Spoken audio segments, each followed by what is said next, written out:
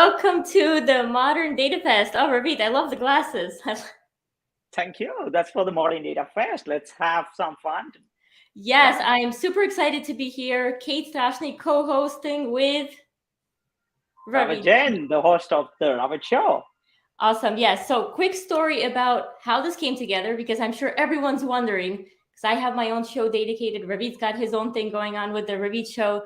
And a couple months ago, very short, a few months ago, Ravit and I were chatting about doing an event, potentially as a holiday book party or something that we did previously. Decided to go all out and create a full-on Modern DataFest conference. We both fell in love with the name, so figured we have to throw this thing together.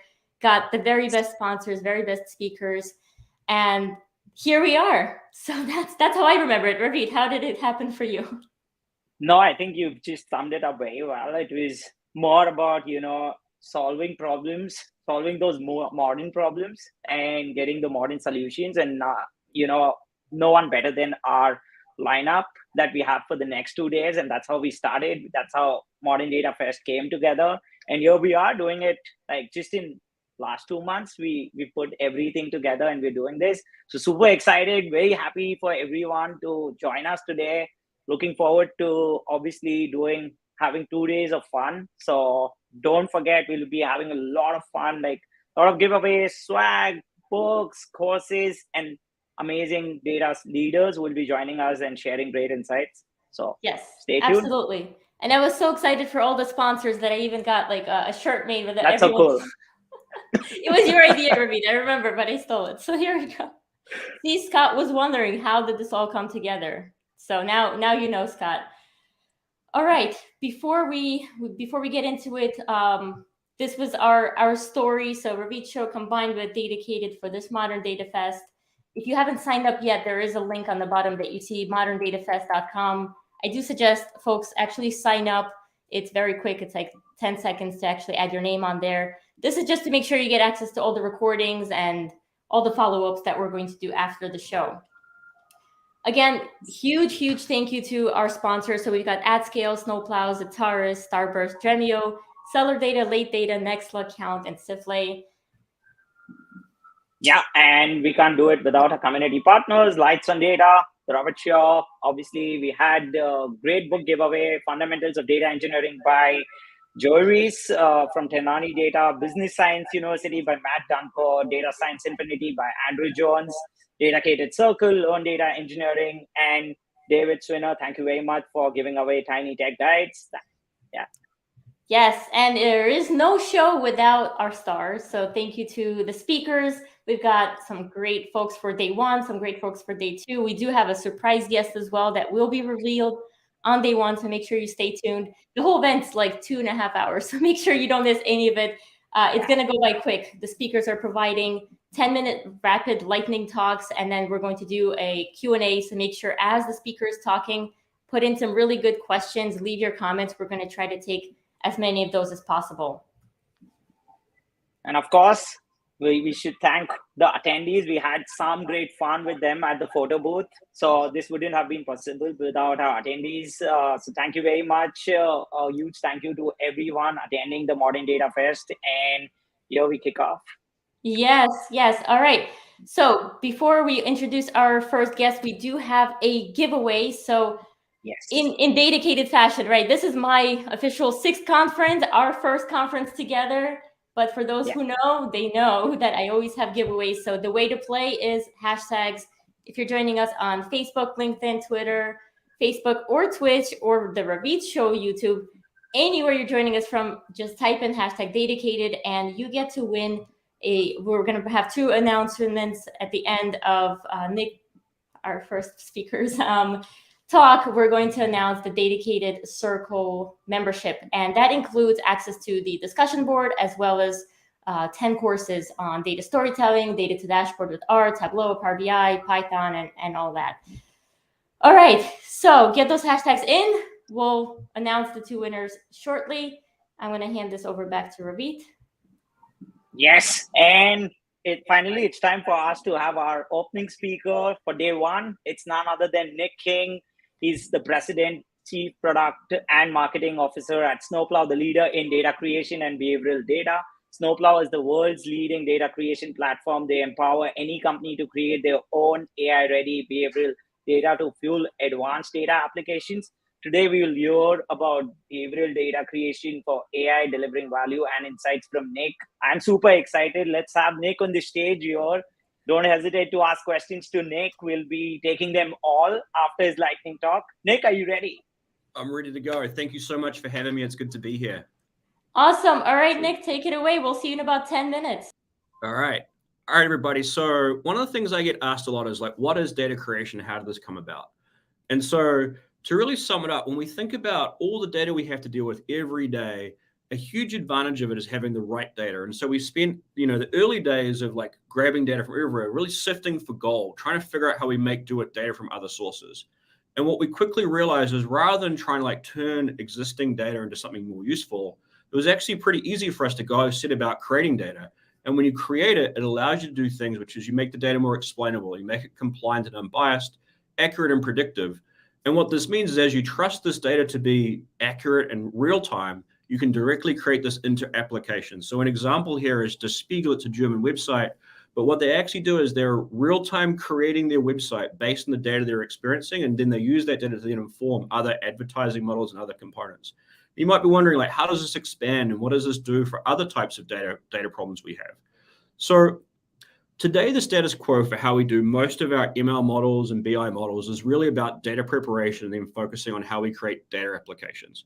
So this is a pretty common flow, right? You go grab data from different sources. You might grab it from web tools. You might grab it from things like Salesforce, your own mobile application, and you run it through a pipeline. And then you go through and stage that pipeline. You combine it. You fix the bad data. You do all the GDPR stuff, and then the poor data team is then asked to go and manage all these reports, make use of that data, maintain it and push it out in either analytics type technology or AI and ML. And so this is pretty typical, right? You spend a lot of time prepping the data, and then when you finally get the data prepped, you then spend the time on the data applications. Now, I don't know about you, but I prefer to spend my time on the applications versus the preparation.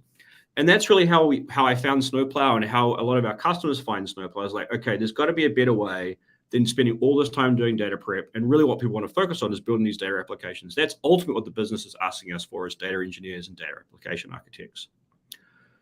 So data creation is different. What we do is we actually go through and we instrument or use webhooks or different ways of creating events from all these different sources, and we create a unified event stream.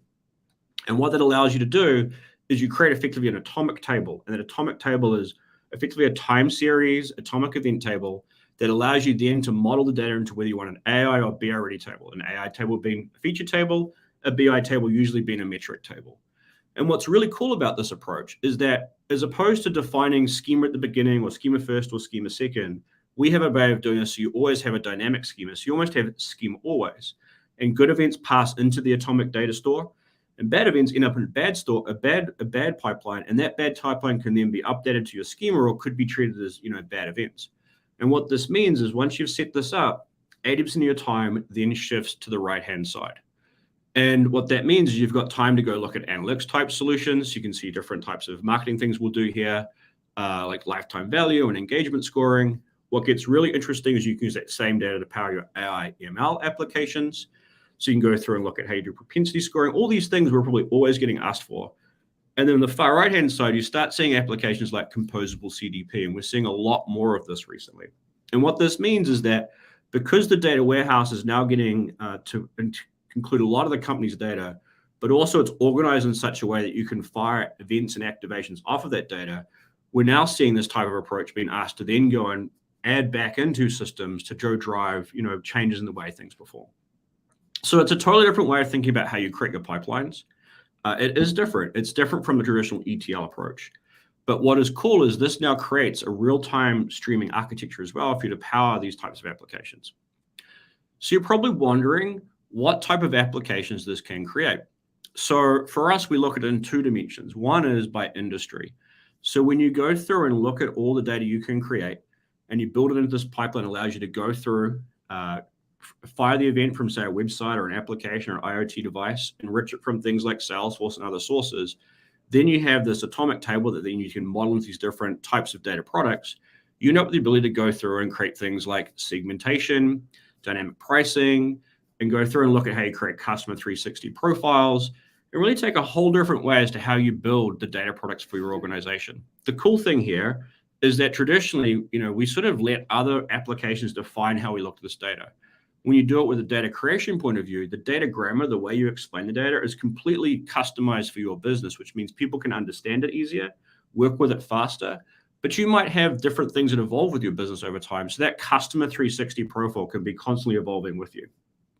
We also see things here, which is we talked about good events, and sometimes there's bad events. And what we often see bad events used for is things like security.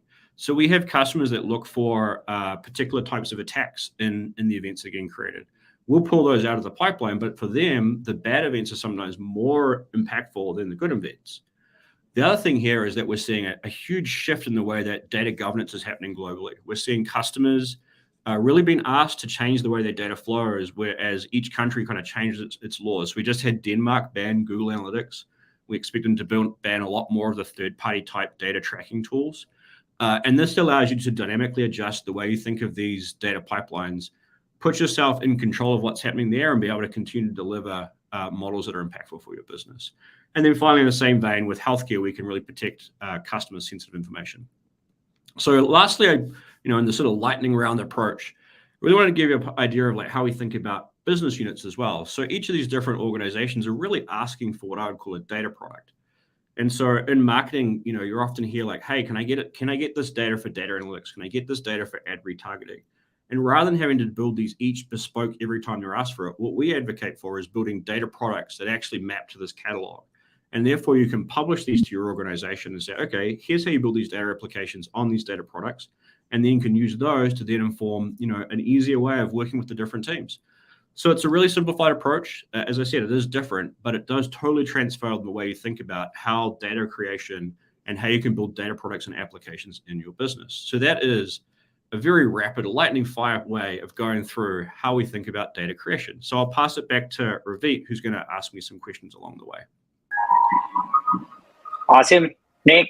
Such great insights. Thanks for, telling us more about data creation. I'm sure we have a lot of questions, but let Kate ask some questions. I do have a few questions for you, which I'll ask after Kate. So, Kate? Well, it's only fair that I go to the audience first. I know they've been exploding with the hashtag DataCated, and that was the real rapid fire talk. I love it, Nick. You flew through that. Yeah. I think some people are hearing about Snowplow for the first time, and they're thinking about Snowflake. So Scott Taylor is asking if is there any relationship between Snowflake, the Snowplow, maybe leverage Snowflake for anything? Yeah, so we are an open source product that started about 10 years ago. So we called ourselves Snowplow way back then. We do work closely with Snowflake, but there's no formal relationship. We're not kind of connected there. I will say this, we really have seen a shift with cloud data warehouses. And so both the Snowflakes and the Databricks and the Redshifts and the BigQueries of the world all kind of gravitate to how we think about creating data and how we can provide that into a very accurate event stream inside their data warehouse. And I will say this as well, is because of those architectures, it shifted the sort of the center of gravity used to be in all these surrounding applications, and you kind of put the data in the data warehouse. Mm-hmm. But with Snowflake getting so prevalent and able to scale the way it does, we now see that those sort of business rules, that logic is living in the data warehouse. And so we fuel that and push that back into a number of other systems like Salesforce and others. So close relationship, but not related. I assumed so, but snow is snow. And I see we've got some great questions coming in. So Lars is asking, what if you regularly need to combine data from different data products? Do you create a second layer of data products at that point? Yeah, so I think what we're seeing happen with data products is there are some kind of core tables, data products that exist, right? There's always like a customer table, like a products table, a campaigns table. We see those as being like very robust data products. I think also we tend to see data applications might pull one or two data products to build those applications. I do think there is I don't know if data product architectures have got this sort of advanced yet, but I do think there is tier 1 data products and then tier 2 data products. And I think that's where this question was going to, is do you take the customer table and the campaigns table and build a tier 2 data product, which might be, okay, here's the customer campaigns in Australia on Tuesday table. Mm-hmm. And so I do think there's almost like blue check mark data products that we see tend to happen across most organizations today.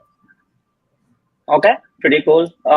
One question from Fernando here. How do the laws of each country affect data creation? What's the thing there? Such an interesting question right now, right? Like I think for us, like if we watch what's happening in the EU right now, it's really interesting. So EU obviously created GDPR, but then each individual country is now going through and interpreting GDPR and how it affects their users. And so what we're watching closely is how it started with Austria and Germany. They had a very strict interpretation of where data should be and what data sovereignty existed. And they both kind of determined that third-party data tracking, so like Google Analytics and those, actually was breaking the intent of GDPR by the way it was pseudo-anonymizing and pushing data around the globe. And what's rippled from there was Austria, Germany, Denmark, Italy, France have now changed their laws to say, hey, you have to be very conscious of third-party data creation and how you do that. So the first thing is to, one, understand each of those different data sovereignty rules. And the way when you do data creation, you're actually able to set policy in your pipeline that says, hey, this looks like a Danish event, move it this way. Or you could say, okay, here is the policy I want to ensure that only first-party data creation can get through. And this is something unique that Snowplow does, is because we're first-party end-to-end, we actually fall on the right side of the law. We're like, okay, we're first-party data creation. You can collect information on your customers as long as you manage it appropriately. And so that's what's really important, is being able to adjust with what each country is requiring, but also maintain the integrity of that data pipeline. Right. And now there's a comment in here with a question from a Vinay about data grammar. So it's a new word that he picked up. So asking you to just explain a little bit more, and says that patient data safety is very critical as touched by yourself. Yeah.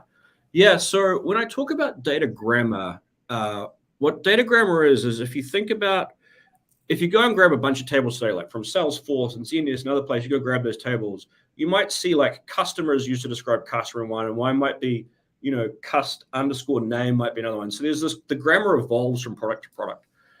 Mm-hmm. But as an organization, you're trying to always define your data grammar, right? Like what are the events, what are the entities, how do you describe those? And, the first part of exploring data is trying to get your head around, okay, what does this person mean by their column names? What are the events? What are the entities? And so we're a big believer that you should, when you create your own data, you can define your own grammar. I'm a chicken farmer, so I want to define chickens and farms and feed and what have you. I'm a steel company, and that grammar is really important. And when you're grabbing from third-party sources, you're kind of inheriting their grammar, and you're trying to manipulate their grammar to solve the problems you're solving. So suddenly, that column was originally meant to describe chicken feed is now describing steel chemicals, and you're trying to figure it out. And that grammar creates lots of confusion across your organization, and it puts a huge cognitive load on your teams.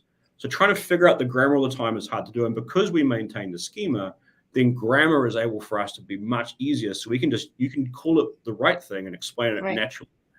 It's very interesting, kind of related to the data literacy and data dictionary and all of that. Same theme. Yeah. Love it. I just haven't heard of data grammar before, so that's a new one for me as well. Yeah. I think we talk a lot of the cognitive load of data engineers and just what it takes to manage this. And if you're looking at all these tables and trying to bring them together, you're always trying to figure out, okay, where does that put together? And so the data grammar is a way of explaining, events and entities. We also talk about the data language, which I think, data kind of plugs that same sort of thesaurus of things we spoke about before. Yes. All right, Ravit, any questions from you before I continue on? One last question. Obviously, Nick, I know, with Snowplow, you do a lot with the integration. So how does Snowplow integrate preferred sources and destination, and how is it helping businesses out there? Just want to learn a little about that. Yeah, what we see with that is we have a huge amount of SDKs and different ways of connecting and embedding into different sources. And so that's really critical for us, right? Is we're really data first, code first. And so you're able to go through an instrument. We can also accept webhooks and all the different sort of sources you might have. So we enable that for pretty much any source you can think of. As far as destination goes, same deal, right? You want to send it to Redshift, you want to send it to Databricks or Snowflake. We actually build loaders that help you go do that. And as we all know, right, they all say they kind of work the same, but they really don't quite work the same. So we build a lot of optimization so you can load fast into Redshift and Databricks and BigQuery or what have you. So that's really important. And like we're really, as I said, data first. So we think a lot about our data engineers and data architects. And so we try to build that into both our open source as well as our commercial product. Okay, awesome. We'll Very just take cool. 2 more questions from the audience. They just keep coming in. It's hard to stop this. So Mike Nash is asking, with this huge interest now in data mesh, how does Snowplow address this decentralized thinking? Yeah, I love this question. So we talk about this a lot. Like I think data mesh was really designed as a way of like allowing a data team to publish their data in a way that other teams could access, which makes sense. But I think where data mesh and I'd say data products are evolving to now is that really you want to publish the whole business a defined data product that sort of brings together not just the data mesh itself, but also defines the schema of that data product, lets you know the lineage of that data product, guarantees that data product is compliant and unbiased. And so I think the evolution of decentralized data products and data mesh is to really shift and provide these data as a product, data products to the organization. So it's kind of building on what data mesh set out to do, but adding more business context and compliance and sort of thinking so that other teams can go consume that. And I think that's really important because what happens is you build like a data mesh and people can kind of interpret that however they want. We're a data product. You say, this is the customer data product. Everyone has to use this data product. And this is the official blessed version. I like to say blue check mark, right? Like kind of like the validated user. I think that's where it's evolving. That's how we address it as a combination of like data products that build on data mesh. I like the idea of the blue check mark as well. Yeah. All right. Last question we'll take from George Firikin. What is next for Snowplow? So tell us, what can we expect to see in the next maybe couple of years? Let's go a few years. Years, months, days. I think for us, look, we recently did a survey where we surveyed lots of data analysts and data engineers, and I was really surprised at just how hard the role has become. The requests are insane. We're asked these things all the time. We're expected to perform miracles on terrible data. So one of the things we're committing to is like, we just have lots of experience building this. So we're an open source company. We're going to start sharing more of these data products and how we create these data products with more people. So we want to start sharing that. I think number 2 for us is we're getting asked more and more about, okay, how do we do these complex deployments for, managing GDPR in different places, but also how do we add this to more applications and have a smaller version?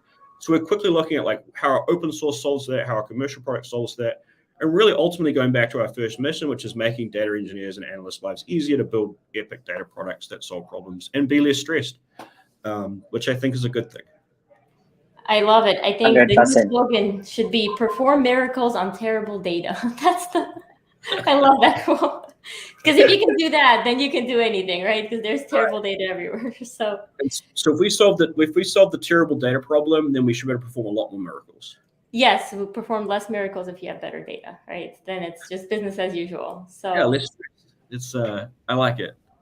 Nick, I want to thank you so much for being our keynote speaker here, the first one of the day for Modern DataFest. Thank you so much for taking the time for this. Yeah. Thanks, everybody. Take care. Bye. Thanks, Nick. All right. We'll see you in the chat. All right. Yeah. All right, Ravit, what time is it now? What are we doing?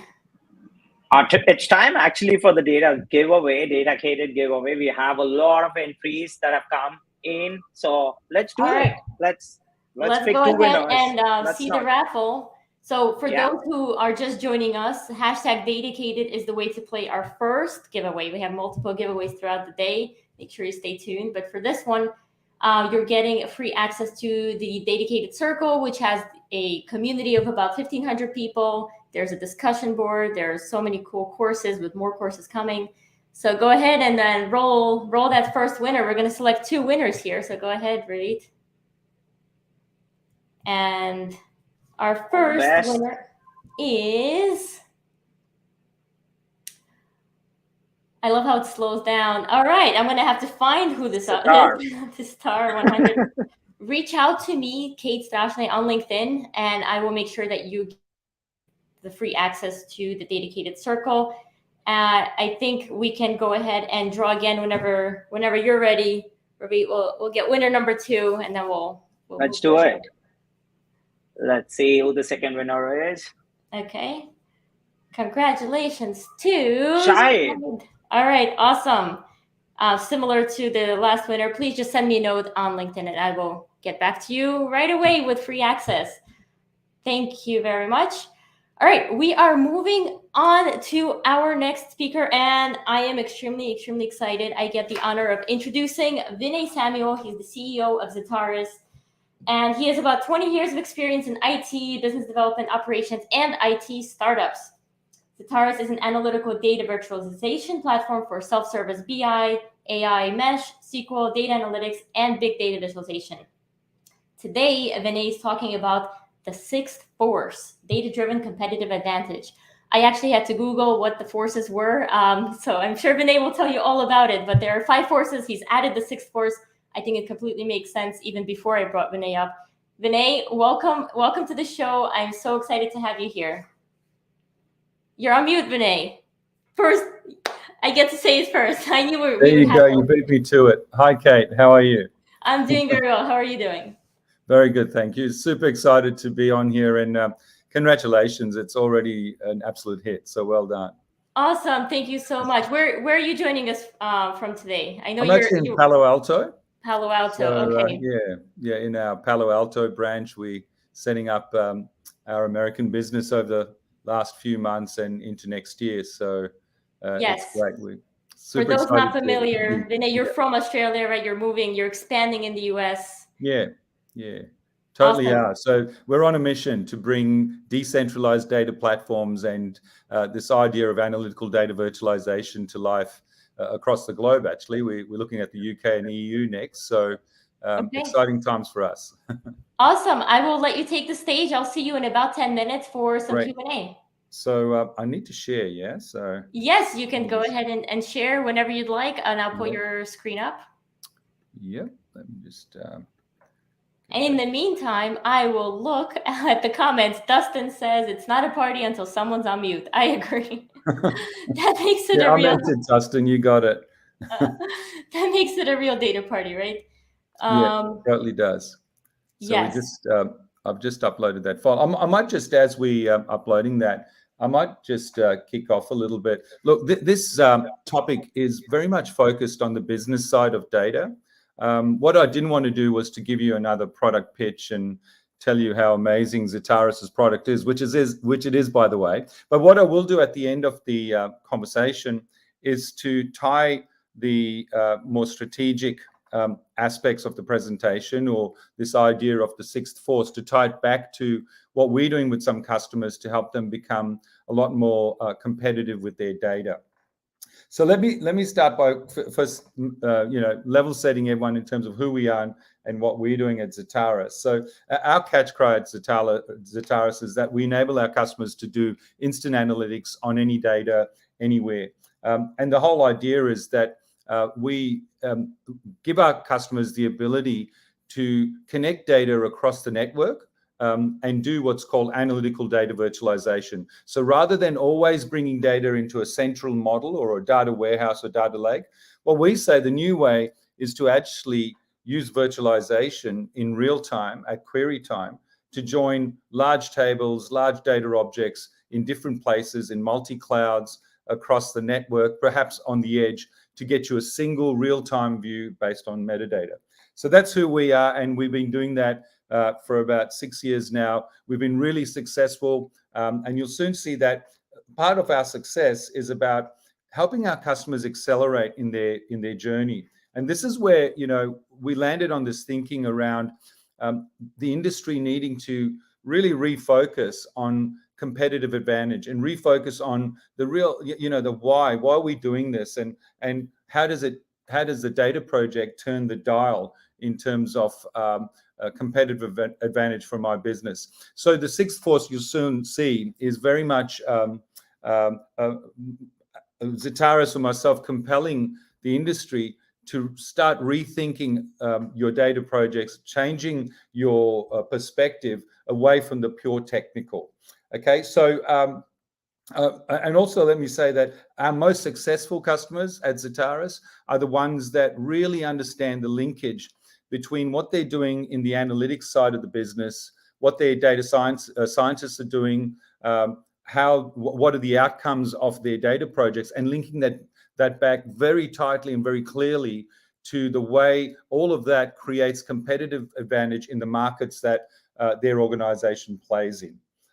So let me just go to the next slide. So firstly, a disclaimer, really. This is not meant to be an academic paper, and it's not trying to reshape what Michael Porter brought back in the day in terms of the 5 forces model, but it's very much us using Michael Porter's 5 forces model to help our customers and the industry to think about competition, and then to use that as a layer to start to understand how to develop a strategy for data-driven competitive advantage. So we're not presenting a pure model. It's definitely a heuristic approach. So let me start by saying this is an interesting statistic, and it still holds true, that whilst organizations across the globe leveraging data programs, bringing in new concepts like data mesh, like the data cloud, and things like that, whilst there's all of this activity going on in terms of innovation in the data space, and customers being focused on creating competitive advantage in their minds, what's actually happening from Gartner research is that 20% of analytical insights actually deliver business value. And so, I was pondering that. I was trying to understand how can that be, and coupling that with another statistic that's been around for a while, in that 80% of data projects fail. I think that's improving. I think we're down to 60% now of data projects failing. I kind of started thinking, what's wrong with the industry? What's happening here? Why are we having high failure rates? And why is the value being stalled to the extent that 20% of the effort we put into analytics and insight creation is actually getting to the front end, is actually driving profit margin, compressing our costs, and helping us be more competitive. And so it begs the question, what's happened to the other 80%? And later in the presentation, I'm going to talk about some of these issues in the context of strategy. But straight up, we see the 20% as being lost in complexity, in technical, the 80% being lost in technical complexity, where organizations and customers trying to deploy data projects become so focused on the actual technical aspects or the data analytics and algorithmic aspects that they actually lose the focus on the ultimate goal, which is to try and create a business opportunity or business value or create money from their data projects. The other thing is that we see data projects becoming irrelevant and not used by the business. And usually that's because the coupling between the business stakeholders, the business strategists, and the data ownership is actually very loose and not tight enough and not close enough. And we call that distance between the business and the technical teams. The other thing is a lot of analytics in organizations, because it's not strategically aligned and it's interesting and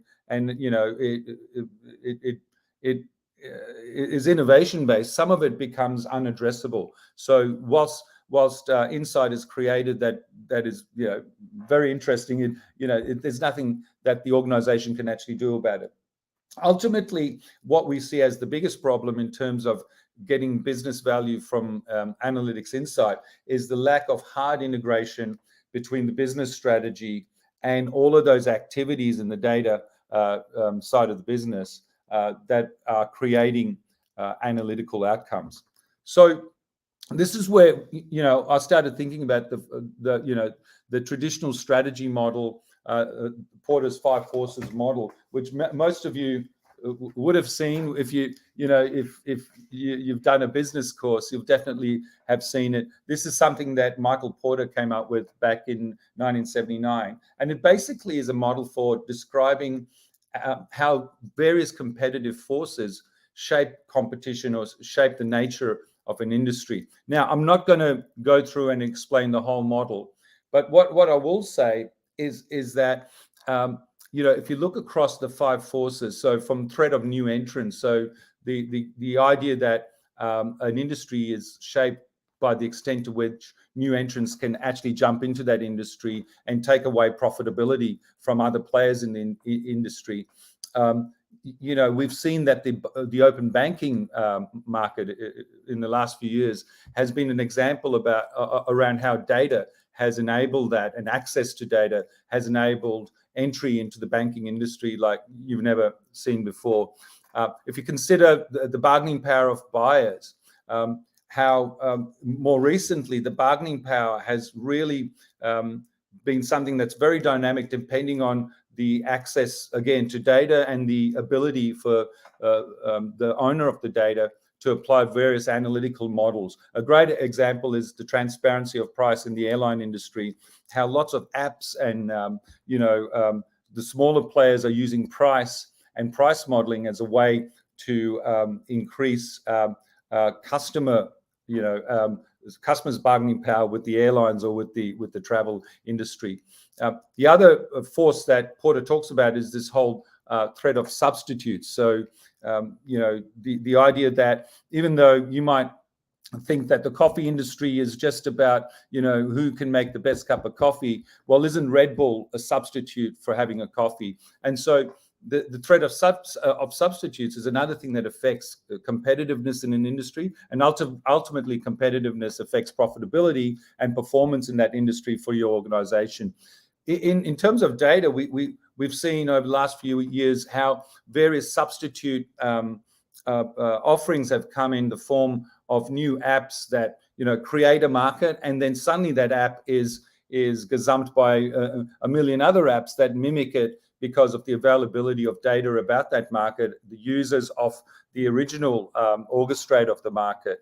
Calendly is a great example. You've got Doodle, and you've got many other organizations now trying to manage our time and manage our calendar. In terms of bargaining power of suppliers, the whole idea of how, the strength at which a supplier can dictate price and dictate cost and control the supply chain or the demand chain. We're seeing how that's getting bent and reshaped by the use of data analytics. A good example is Mobileye, which is the company that helps us when we're driving our cars. The software company that actually intervenes if you're going to run into something. Mobileye is a great company, and they've developed or strengthened their bargaining power with their suppliers by providing data back into their ecosystem. And and in the center of the model is this idea of the extent of rivalry and the extent of competition within a market. What we saw with research we've been doing with customers, and also using research from Gartner and also HBR, the Harvard Business Review, we saw that data is really reshaping every aspect of the five forces model in terms of developing a competitive strategy. And data can actually very quickly enable an organization at the task level, moving away from the macro, industry level. At the task level, data can enable a company to change their position and change their posture when it comes to the five forces. And this is why, I put forward that data itself is a sixth force. It's a force that actually runs over the top of the five forces model. And so, hold on, let me just go to the next slide.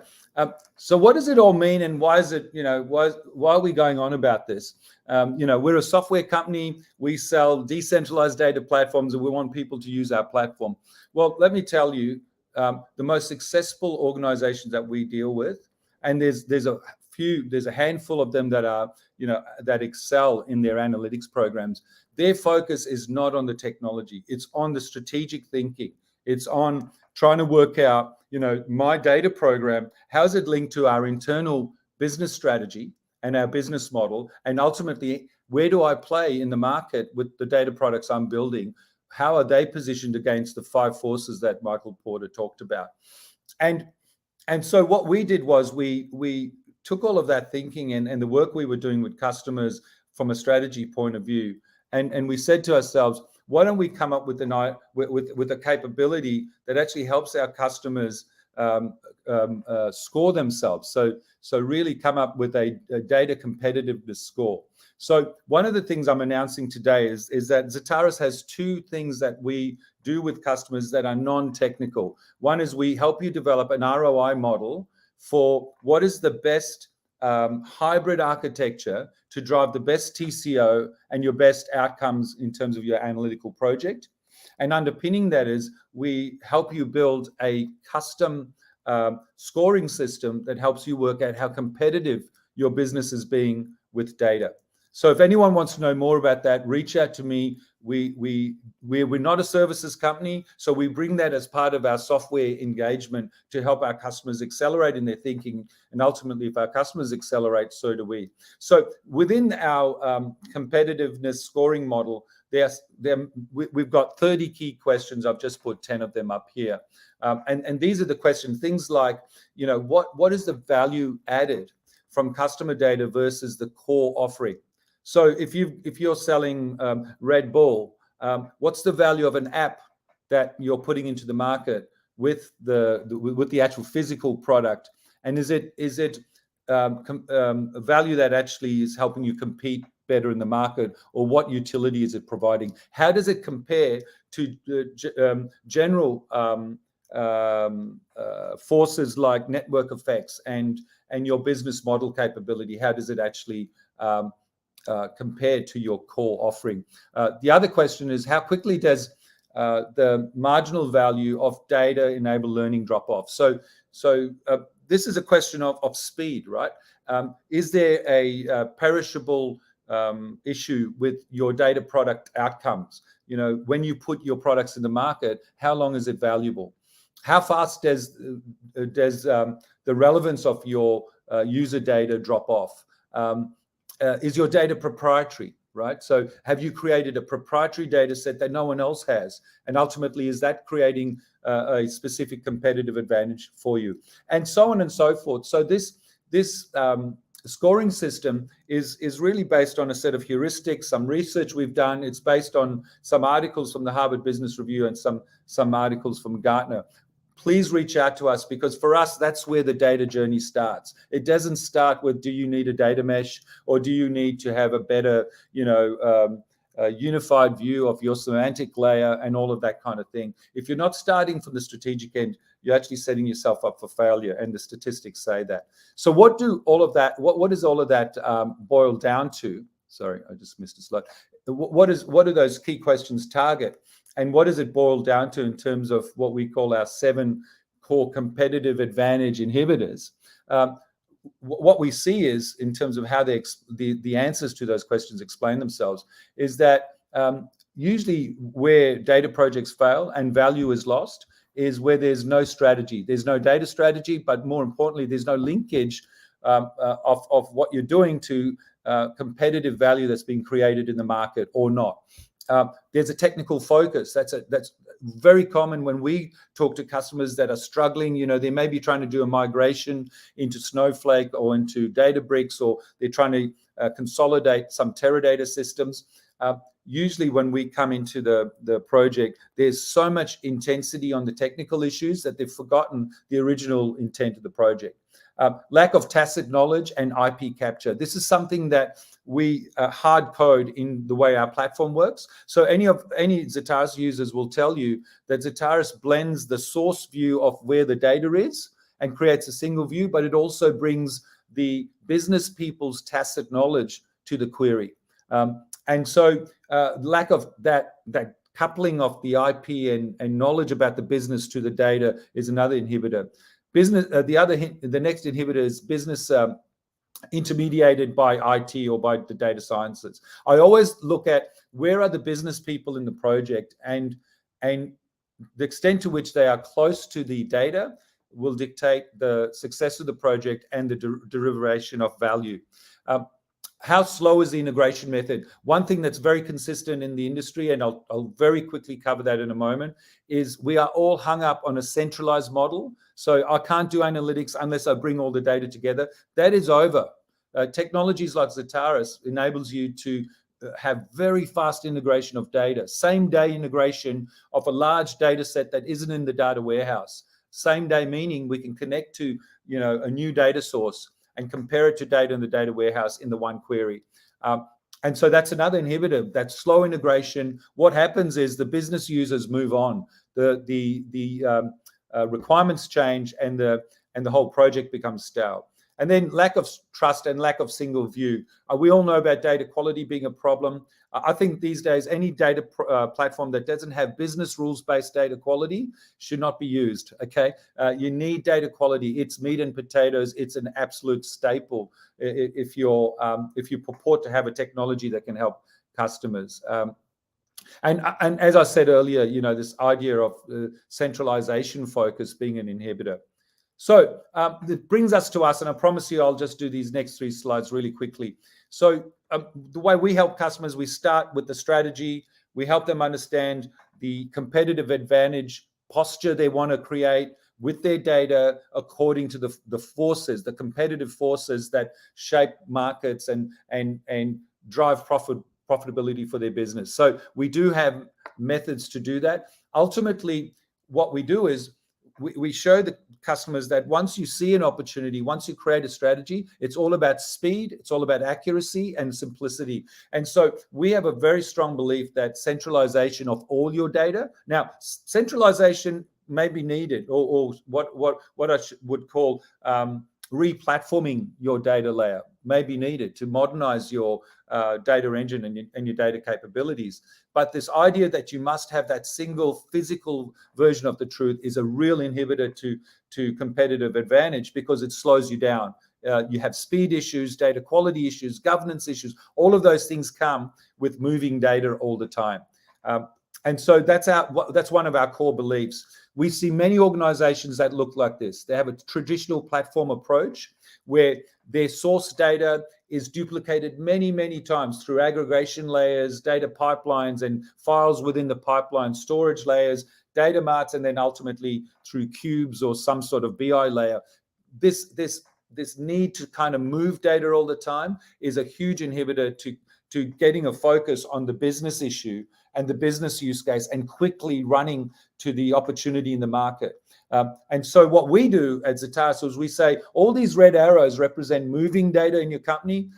Our whole goal is to stop these very big red arrows that ultimately mean that you're not performing your analysis across all your data, high failure rates, data quality problems, and it's not real time. What we do is we take the query to the data. Okay, and so why is that so important a strategy? Well, if you can take the query to the data and if you can instantly connect to it, well, guess what? You can work with your business people in real time to look at your entire data layer, envisage the kind of data products and data outcomes that can address a competitive opportunity that you've seen in terms of the 5 forces that shape your market, right? And so the linkage between business and technology, that linkage between business and the analytics program is enhanced when the technology gets out of the way. You're not having to deal with a massive migration project, or we're building a data lake. Well, do you really need to build a data lake first before you do the analytics? Now, what we enable our customers to do is to get that view, that business case view, that single view, without moving the data, without doing the migration, focus on your business opportunity. And guess what? Whilst you're still analyzing data in a decentralized way, you can move it around from a platform modernization point of view. This is just a little bit about Zetaris. I won't labor this too much, but we've built a end-to-end analytical data virtualization capability. We've used AI to automate things like creating virtual data pipelines. So we deal with the transformation issue. And we've created a platform where business users can self-serve to connect to data where it is, create the views they need, build a virtual data mesh or virtual data lake or warehouse on top of it. So that's the quick Zetaris ad, and that's actually the end of my presentation. Thanks, Kate. Vinay, you're done. I am done. I may have taken a little bit longer, but I'm done. I did not want to cut you off because it was so interesting. And we have, I don't know, like 40, 50 questions that came in. Wow. We unfortunately won't have time Cool. for many of them, but we will take at least a couple because Yeah. I really want to get more into it. Before I go to the audience questions, I have my own question that I had. What you were presenting, you had the 20% number up there, and that only, I guess, 20% of data projects lead to business value. And my question to you is, this number looks like it was for 2022. Has this number gone up or has it gone down in the past, let's say, 5 years? Actually, from the source, there hasn't been new research. So, I'd love to see new research. I'd love to think it's improved. I think we'd all want to know it's improved. But, just from a anecdotal and a heuristic point of view, we talk to lots of customers, obviously, in our sales motions, in our marketing motions, and also we do a lot of research. And this notion that customers are tech-bound and focused on the algorithm, focused on data mesh and all of that kind of stuff, and not enough business integration, that's still sustaining. We still see it. Like, I'll go into a data project and at the start of a project or at the start of our conversation with customers, I'll ask a simple question, and that is, what competitive advantage does this analytic do for your business, and how does it translate to money? And I'm going to tell you, 9 out of 10 times, it's a really slow answer and a difficult answer for the customer.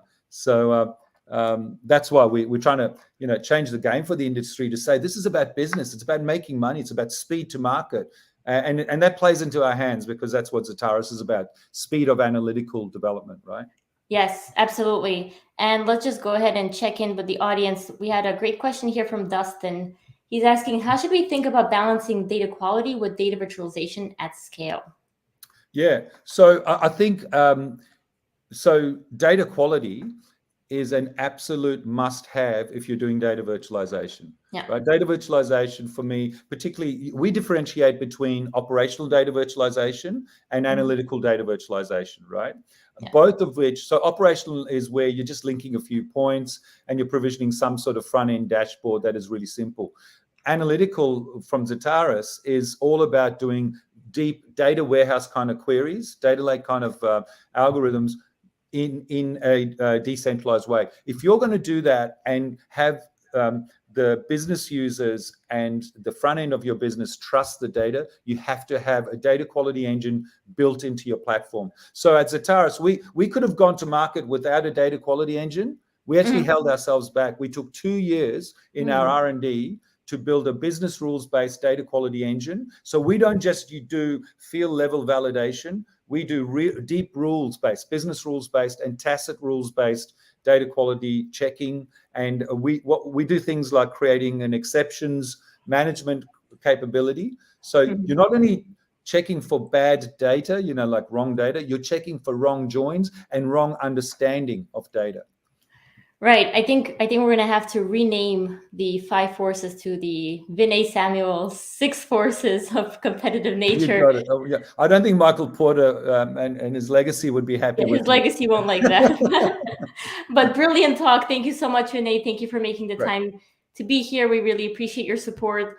I wish we could get to all the other questions, but unfortunately we have to keep this modern DataFest moving at the same speed that you talked about in your presentation. Well, reach out to me, folks. I'm on vinay.samuel@zetaris.com. It's pretty simple. Please email me or on LinkedIn if you want to know more about that scoring system we have for working out how competitive you are. It's fairly simple to do, and we don't charge for that. It's like a half-day workshop. So please reach out. Okay, great. Yeah, Vinay, if you send me the link, I'll put it in the chat and make sure folks can go check that out. All right. Great, will do. Cheers. Awesome. Thank you so much. Thank you. All right, let's keep this modern DataFest party moving. Moving. I have something for the audience, which is a giveaway. I was just asking them what they need to type in is #data. And why? Because we are doing a very cool giveaway, which is a huge course bundle. And it's none other than by our community partners. It's Business Science University, which is giving part 1, part 2, and also Lights on Data, which is giving data visualization for storytelling course. So do not forget to tune in. I also see George already here. So George, thanks for giving away this amazing course. what you need to do is type in hashtag data. That's what you guys need to do and we'll be announcing the winners soon. Also, it's time for us to have our third speaker, and it's none other than Mikiko Bisley. Mikiko is an MLOps engineer consulting and creating educational content for practitioners and entrepreneurs looking to build full stack ML applications. She has spent the last 7+ years as a growth hacker, data analyst, data scientist, and MLOps engineer, working for companies like MailChimp, Teladoc, Autodesk, and Sunrun. Today, she'll be talking about what you need to know to pivot to MLOps. It's a very important topic. I'm kind of super excited. I was just telling her in the green room as well that I'm kind of, wanting to learn more about MLOps, what's it about. So without any further ado, let's have Mikiko here. It's such a pleasure to have you here, Mikiko. We're super excited to have you. Very cool background. I was just having a look at your slides as well. So looking forward to your talk, but stage is all yours. Yeah. All right, Mikiko, awesome. We'll let you take it away. We'll hop off the stage, and I see your screen, so we'll go ahead and get that shared as well. We'll see you in about 10, 12 minutes, and folks, keep those questions coming. We'll try to take as many as we can after her talk. Awesome, great. And just confirming y'all can hear me, right? Because that has been Yes, we can hear you and see you, and your screen, everything is great. Awesome, cool. Well, hello, everyone. My name is Mikiko. I'm a senior MLOps engineer. I was previously at MailChimp. I've moved on to a new exciting thing that hopefully I can announce soon. Might be previewed by some swag. So initially I kind of wanted to say, I want to call this talk everything you need to know to do well in MLOps, well enough, because the reality, it's a really moving field. So yeah, just quick highlights about myself. Studied anthropology and econ at UCSD. I've done all the roles, worked in a lot of industries, worked in a lot of companies, most recently MailChimp Intuit, but I've also worked at Autodesk, Teladoc, Sunrun. And I'm also self-taught / informally taught. I've worn many hats in the data science ML shoes. So a lot of the experiences and kind of my manifesto, I guess, for this presentation is stuff that I ran into, trying to make it work as a practitioner that maybe didn't come from a very traditional background. Okay, so let's reset. What is MLOps again? MLOps, it's the discipline that is dedicated to operationalizing machine learning. That is what it is in a nutshell. With that being said, sometimes it can look like this.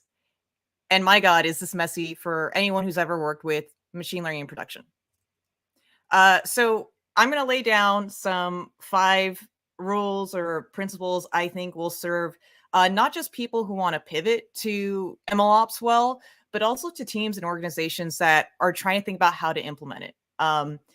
So these are my thoughts and experiences. I'll try to back it up with some data, some interesting stories, but to a certain extent, these are just kind of what I've experienced.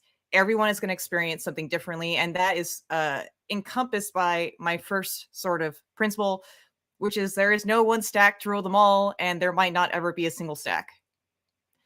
And more importantly, the stack that's right for you might not be right for others, and vice versa. So, okay, unlike the data world with the modern data stack principle, in general, so there's this idea that, okay, there's going to be some kind of consolidation in ML tooling and all that stuff. And the way I look at it is every single time a new tool has awoken, we've not necessarily decreased the size of the pie, we've just increased it, right? Essentially, we've just created another universal adapter. And look, there's nothing wrong with that, because essentially the way we can think about it is that every innovation that comes out, every new paradigm, every new abstraction, it releases future engineers, data science, machine learning engineers from the burden of, for example, having to hard code Hadoop or Spark. If people remember in the 2010 era, I had a friend who had joined Apple's machine learning team, and what she had said to me was, hey, you need to learn Spark. That is going to be the wave of the future, right? And the reality is that since then, we've had a lot of additional abstractions, and more importantly, a lot of the tools that we see as being very popular in the enterprise MLOps tool chain were only released in the last, realistically, 5 to 8 years. So, the way I look at it is not only that, but also our thought process about MLOps. Like, what are the problems that people have run into in production ML? A lot of it has been led by companies like Google with papers like machine learning, the high interest credit card debt, with that very famous diagram that I decided not to add into this presentation. There's been a lot of like amazing thoughts, and also a lot of advances in deep learning, in computer vision pipelines, which provide additional sort of challenges in terms of productionizing machine learning, right? So this is the ecosystem right now. And a lot of times I have to say to people that, look, you know, there's a lot of tools out there. And depending on how big you draw the size of the circle, there are a lot of tools. So any consolidation wave that is going to happen, if you're depending on the VCs to dictate that the size of the circle that results, good luck with that. There's still going to be a lot of tools. And you know what? There's nothing wrong with that. There really isn't. Because you know what? Boring stacks are where it's at, but new tools might mitigate old problems, right? So if you have the chance, I'll post up the slides later. This is an amazing thread, but it's Kubernetes as thought of by Steinfeld. And specifically this idea that, look, you know, not everyone's going to operate at Google or Amazon scale. Some companies, like companies I've worked at or consulted with, are closer to small, medium-sized era, right? So there's this concept that's been floating around in the MLOps world called reasonable scale MLOps, or what I like to call MLOps for the rest of us. And there's this idea that, you know, a lot of the thought and leadership and direction on stacks has been led by Google and Amazon. But the reality is that there are people in businesses that are much smaller in maturity, in revenue, in team size, and they need a completely different stack. Now, most of that theme of stacks is going to be mostly serverless and OpenStack. But you know what? The beautiful part is that there has been enough work done in production ML to where if you are an SMB, if you're a startup, if you're early stage, if you're limited on resources, guess what? There are tools that, given the paradigm of what you're trying to go for, you can plug and play, right? My third manifesto is, or my third principle is, the stack should address two outcomes. One, serving innovative value-producing models consistently and at scale. That is number one. But guess what? Employee retention is number two. If it does neither, it's useless. If it only does one, it's incomplete. Why do I say that? And I say this because honestly, like I've had a number of experiences working on tooling our platforms, right? And we can think of platform teams as they develop tools or building blocks that eventually form the tool chain of other engineering teams or other data science teams.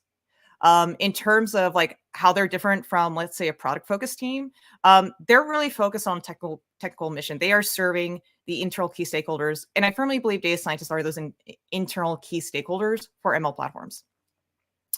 So Camille Fournier, she wrote an article called The Product Culture Shift. She's also famous for The Manager's Path. And what she's saying is that, look, if you have, you know, senior talent that doesn't have the empathy and perspective to be able to work with data scientists or ML engineers, they're essentially going to build tools that frankly aren't at all useful. And the reality is that in mature companies or in companies that are high performing, that operate at scale, whether it's Google, whether it is Autodesk, you know, MailChimp, whatever, they do have internal platform teams, right? And these internal platform teams, they do a lot. And the reality is that for a lot of MLOps initiatives, they're either going to be, you know, carried by like a couple teams, or they're going to be carried by a single team. And this is important because the reality is that everyone is trying to move to ML maturity scale, right? There are different stages of it, but everyone wants to implement some kind of, you know, data intensive pipelines or ML or models or ML into their products. Fourth, the hardest problem to solve in MLOps adoption isn't tools, it's ego. So this is what Swedes think of data scientists. And as someone who is a data scientist and also moved over to the engineering side, I felt personally attacked by this meme. And the idea is that Swedes just don't think of data science as being very valuable. They just think of data scientists as like producing charts and analyses that basically don't go anywhere, right? Of course, the problem with this is also sometimes engineer ego, where we think, okay, well, because we're so good at anything code, we can kind of extrapolate that to any kind of situation. And any kind of interface we build should be good enough. People should come up to our level. But of course, no one loves a TEDx engineer full stack data scientist unicorn. The reality is that data scientists come from a wide variety of backgrounds. This was analysis done by Indeed on where do data scientists come from.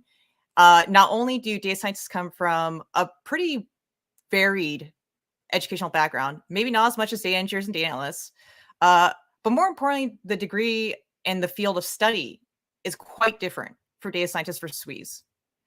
The reality is that software engineers tend to have the least diverse educational backgrounds, whereas data scientists have the most diverse fields of study. So the reality is that our key stakeholders, our internal partners that we are serving as MLOps engineers, they come from a wide variety of backgrounds, of skill sets, and more importantly, their main goal is not incentivized to always produce like what some people would say software engineer level code.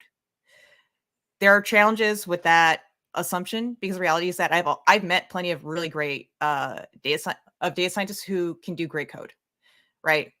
But the other part too is that sometimes I hear people say like, look, it's a tooling problem. And I really want to say it's really not. Going back to that chart, for example, if you walk into Safeway and you look at the jam aisle, you wouldn't say like, oh, there aren't enough jams in the world. And certainly I would say that for tools in the ecosystem. Really, I think where we want to get to is essentially having the right abstractions. Okay, so my fifth one, and I'm running up, I'm going to try to close this out, is for everyone who is trying to hire the unicorn MLOps engineer or who wants to be the MLOps engineer, the candidates look a lot less like, high-powered sports cars and look a lot more like Range Rovers. Because guess what? It is a challenging terrain out there. So a way I like to think about it is wicked versus kind environments.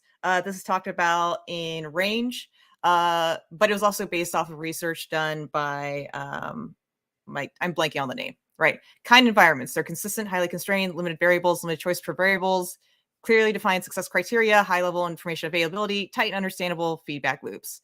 Glinda says, yes, she loves it.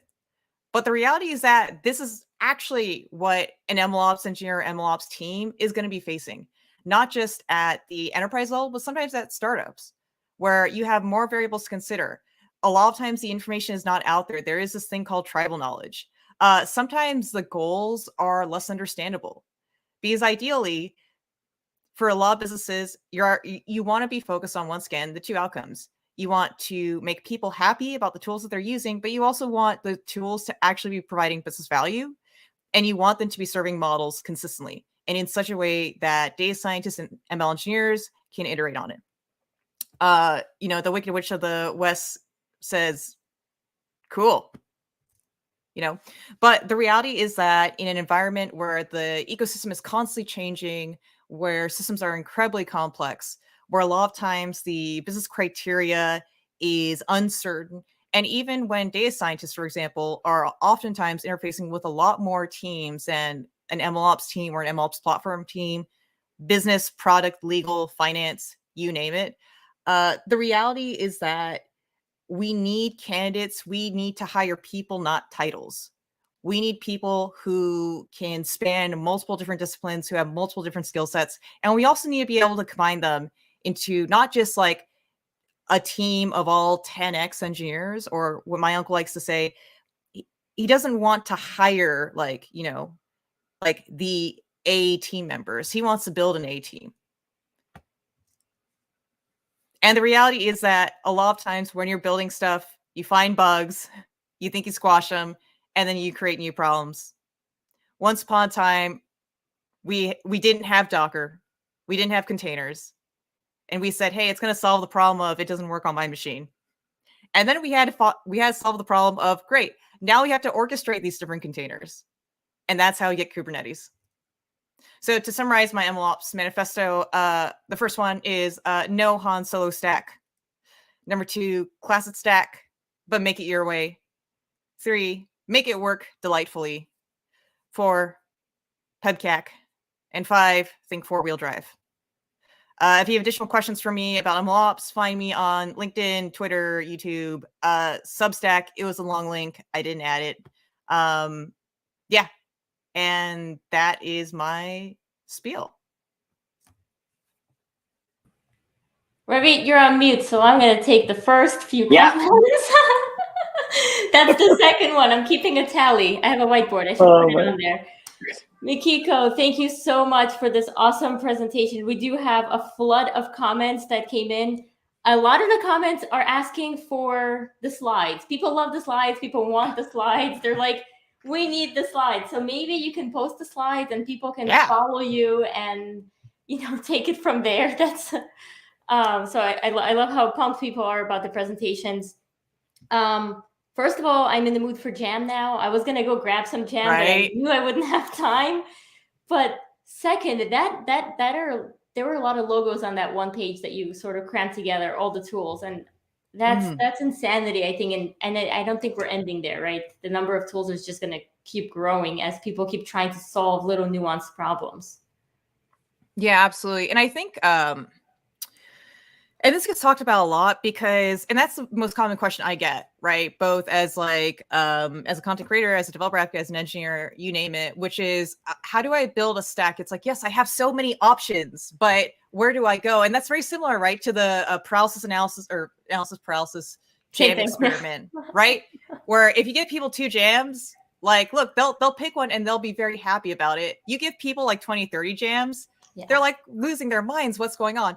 And so I didn't dive into this in the second part about how, yes, you should have classic tools that work. But at the same time, we do have new tools. We do have new libraries. The MLOps open source ecosystem is constantly evolving. Some of these have evolved to solve these issues. So for example, once upon a time, you had to host your own Kubernetes cluster. Once upon a time, you had to host your own Airflow server, right?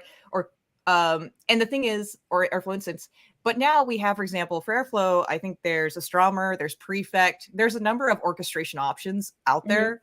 And then same with Kubernetes. Now we have managed versions of Kubernetes. There is the big ones, GKE, there's AWS, Azure, they all have their own versions of it. But there's also some open source software, open source tools out there where if you're a startup or you're a solo practitioner or you're a consultant or what have you, if you want to just for example, implement a proof of concept for a client, you can use those instead. You don't have to go and set up your own Kubernetes cluster, right? And I think that is the theme is mostly serverless and OpenStack is going to be the big trend. So, and that's the other thing of why I think it's about the right abstractions and where that active listening and empathy comes in. Because what I've heard a lot of times from software engineers is look, why can't data scientists just get it? Why can't they just do it? I just created this really cool command line interface. Why are they not just getting on board with it? And it's not really, this is a common problem that internal platform teams have faced for years. It's not new. It's just we're having this intersection of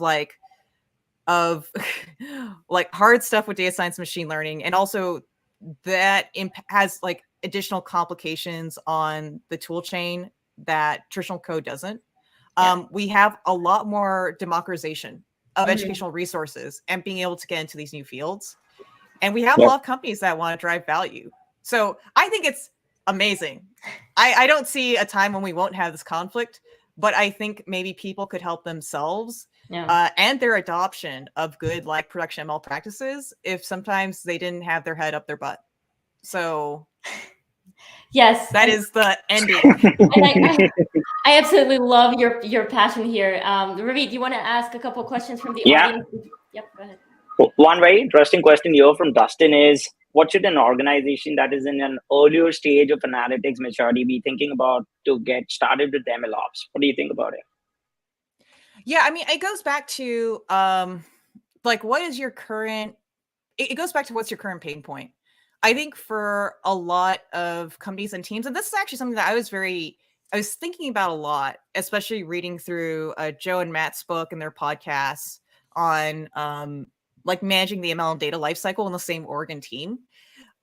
Really, okay, so the first question that I think like if an org that is analytics mature, but maybe they're not so mature on the data science machine learning parts, is first they should think about like how are they going to actually serve the models and the predictions. Like, so for example, any models they serve, is it, for example, like lead scoring? Does it go back into a Salesforce CRM? Or is it going to be customer facing where, let's say, for example, they want to do a clothing recommender? Like they want to help style someone's outfit. Those, the serving patterns for those models or those pipelines are going to look very different. Because if you want to serve model predictions for example, for a sales team in an internal Salesforce instance, you can essentially do those calculations, for example, even in something like a Jupyter notebook, like AI platform, or what they call Vertex AI now, SageMaker, you name it. And then you set up some kind of reverse ETL pipeline and then just push it back into Salesforce, right? And that's a very simple way to go. But if someone is, for example, wanting to serve customers, even there are still like very common patterns that they can use, but that would be the very first thing to think about. And then I think the next thing to think about realistically is what kind of team size and resources they have to like support and maintain any kind of like tool chain and tool stack. And the bit about like how the problem in MLOps is like not tools, it's ego. That actually came out because I was talking with a developer advocate over at NVIDIA. I forgot what product line of NVIDIA they work on, but I was asking him like, what's the biggest issue that you have in terms of like working with your like business partners or your clients? And he said that, look, the challenge is that sometimes, number one, they don't want to ask for help. And then number two, when they're trying to navigate the build buy process, they don't want to admit that sometimes they would be better off just buying the tool, or not even buying it, but bringing in like from the open source ecosystem. Because for a lot of engineers, they think, oh, like, oh, I can go ahead and build this. I can go ahead and whatever. It's like, yeah, a lot of engineers can build stuff, but they can't really they don't always want to maintain it. And this was something that we ran into at one of my more recent companies. Was we had a CLI tool that we used to like template data science projects to make it easier for them to go into production. It set it up with all the configuration files, whether they wanted to do a batch job using like BigQuery and BQML, or whether they wanted to do an API endpoint. And it was a hot mess. We had on-call situations all the time. People were made absolutely miserable by the tool.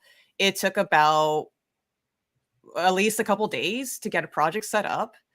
And we constantly ran into bugs. And then, the M1 laptop came out. Docker support was terrible for a little bit. And then everything broke because we were doing local development, like with containers. So, in that situation, right? Like, oh God, sorry, I'm thinking about how much of a mess it was. Yeah. So you're having flashbacks. You're like, oh no. I really am. But in that situation, right? Like some people would argue that, look, it makes sense maybe just to do like a pure cloud remote development. Mm-hmm. Maybe use a tool like, I don't know, like DeepNote or some like other similar tools, right? And instead just have a notebook that you can essentially deploy. You have an API endpoint behind it. You have some tests, make sure it all works, and just keep it like really simple. Mm-hmm. And I think a lot of times there's this FOMO where companies think, oh, we need to make it more complex. There needs to be more boxes. The diagram needs to have more boxes, or it's not a legitimate engineering diagram. But I think that goes back to probably the theme that everyone's going to hit on, which is business value, right? If you're not delivering extra ROI, if people are being made miserable by the complexity, then is that really a stack that deserves to stay? I think those are experiences which are, truly coming out of you, Mikiko. So thanks for sharing those amazing experiences. And obviously, I think we have like tons of questions. I think, obviously we can't take all of them, but this was super interesting. Thanks for joining us today, and thanks for giving us those insights about MLOps you out there. Yeah. One very quick thing, Mikiko, just let folks know where to find the slides before we let you go. Yeah, absolutely. I will. Okay, I'll post them on LinkedIn. I'll also post them on Twitter, and I will also post them everywhere. Okay, so awesome. I love it. They should just hit me up. LinkedIn, Twitter, YouTube, Substack. Find her Whatever. everywhere. I love it. Yeah. Thank you so much, Mikiko, for your Awesome. time today. Take care, guys. Thank you. All right. Bye. Bye. Oops. Wasn't supposed to see him yet. I double clicked. That was fine. Chris, 1 second. Let me introduce our very next speaker. He is the co-founder. You saw him for a split second, but you'll see him in full screen in just a second. The Chief Commercial Officer at Late Data, Snowflake EMEA Partner of the Year. He has worked in data space for 30 years, starting with Cognos in the 90s. Late Data was founded in 2018 by data visionaries with an average of 20 years of experience in data ecosystems. They're dedicated to unlocking the value of data and maximizing business analytics potential. It's all about the business, as Mikiko just said. Today, Chris is going to talk to us about the modern data stack 2.0 versus the postmodern data stack. Is it the same or is it different? All right, now I'm going to go ahead and bring Chris up on our stage. Thank you Look very at much. you, Thank you very much for the intro. Good to see you both. Yeah, you introed the business better than I could anyway, so I can skip over one of my slides much quicker now anyway. Yeah, so let me share my screen. As you're sharing your screen, I'll go hop over to the comments quickly. So Dustin's saying, "Wait, who was that?" So Val says she saw you, Chris. that was funny. So Fred, direct to us from the mean data streets. Yes, that's where Chris is coming from. We got your slides up. And thank you. Ravit and I will hop off the stage to let you take this away. All right, Chris? Thank you very much. Thank you very much. Okay, yeah, so after that lovely intro, so yeah, modern data stack 2.0 versus postmodern data stack. Is it the same? Is it different? Have we really moved on that far that we need a new name? So Kate stole some of the thunder there, really, but yeah, I think she's read this out for me, but I think the only thing I'll add is it is all about the business value. It is all about using the technologies to provide business services, business capabilities, to ultimately add business value. And business value can be described in many ways, but effectively increasing your bottom line, making more profit, or increasing your brand, or your expanding into other regions. So anything that helps your business move forward is what you should be using the technology for, rather than buying technology and finding a business reason for it. And we'd like to demonstrate a lot of this stuff. We've got a little innovation lab where we build lots of frameworks or demonstrations of best practice. One of them is called Adapt, which is focused on advertising and analytics data. We can take all your social feeds into one place, map it into your web traffic, and then demonstrate with a good data model what can be achieved. So a little bit more about what we do, then we'll get straight into it. We focus on business strategy, data management, data security, a big focus on data engineering and data ops, analytics and machine learning as well. The whole shebang, so to speak. And a little bit about our recent awards. So we're Snowflake Elite Partners. We won Snowflake Partner of the Year for EMEA and won Emerging Partner of the Year for ThoughtSpot. It was a busy last 12 months. A little bit about me. So I think, the mean data streets. So I think, as Kate said, I've been working in this industry for 30 odd years, started at Cognos in the 90s, my first ever job, and just love data. And some things I read and one of them triggered this, the modern data stack, being dead. So I've called myself a defender of the modern data stack. And some of the things that have been forgotten out there is data modeling, which is a big gap in a lot of platforms that have been built, and without good data modeling, you can't really get good business value. So I tell my stories from the mean data streets I live and work. So straight into it. So modern data stack 2.0 versus modern data stack. So there's been a lot of talk on LinkedIn, bad press of why the modern data stack is not working, what problems are with it. The modern data stack's dead. There was talk of the postmodern data stack. So I started asking, what if it's a postmodern data stack, what's really changed? And if so, what will replace it? Because a postmodern data stack is a really lame name. If anything, I coined 2.0, but we can discuss whether it really does need a name. It does need a new name. Has things changed too much? Has things changed that much? And back to that business value, we've had many names for the business capability that provides that ability to give business value from your data, because that's what the technology is there for. And each of them was modern at its time. You know, you had the data warehouse back in the when I first started. You had big data platforms, and then we've had this modern data stack. But you know, why was the term modern data stack even born? You know, and have we moved on so far from when it was coined that we need a new name? So a little bit about the evolution. As I say, all of these capabilities or business capabilities were modern at their time, and you know, in the beginning, in the 90s, the de facto was Oracle for your database, Informatica for your ETL, Cognos for your BI. It could have been business objects back then. But then after that, the bigger vendors started to do a bit of consolidation, and you had the Oracle had their whole suite, which was Exadata for its database, ODI for its ETL, OBI, which it bought from Siebel for its reporting. And each of the other vendors had a similar one. You know, IBM had its Netezza, its Data Stage, and it acquired Cognos. And you had SAP, which had its Sybase, Bodhi, and its analytics offering as well. And SQL Server had its whole suite of DTS, SSIS, SSAS, SSRS, and all the others, but a single stack to provide all of your reporting solutions from a single vendor. The problem with this, you know, it was always on premise. It was very expensive. You know, it was reserved for the big players. You know, not everyone had access to invest in the hardware and the teams to build these things. It was hard to scale unless you had a lot of money. And ultimately, you know, it required a large budget with a lot of planning to go and justify the need for getting that budget. So then we moved on into the big data platform era. So I call it the open source bubble. I mean, it's brought us lots of many things, but it promised us a lot more than it gave us.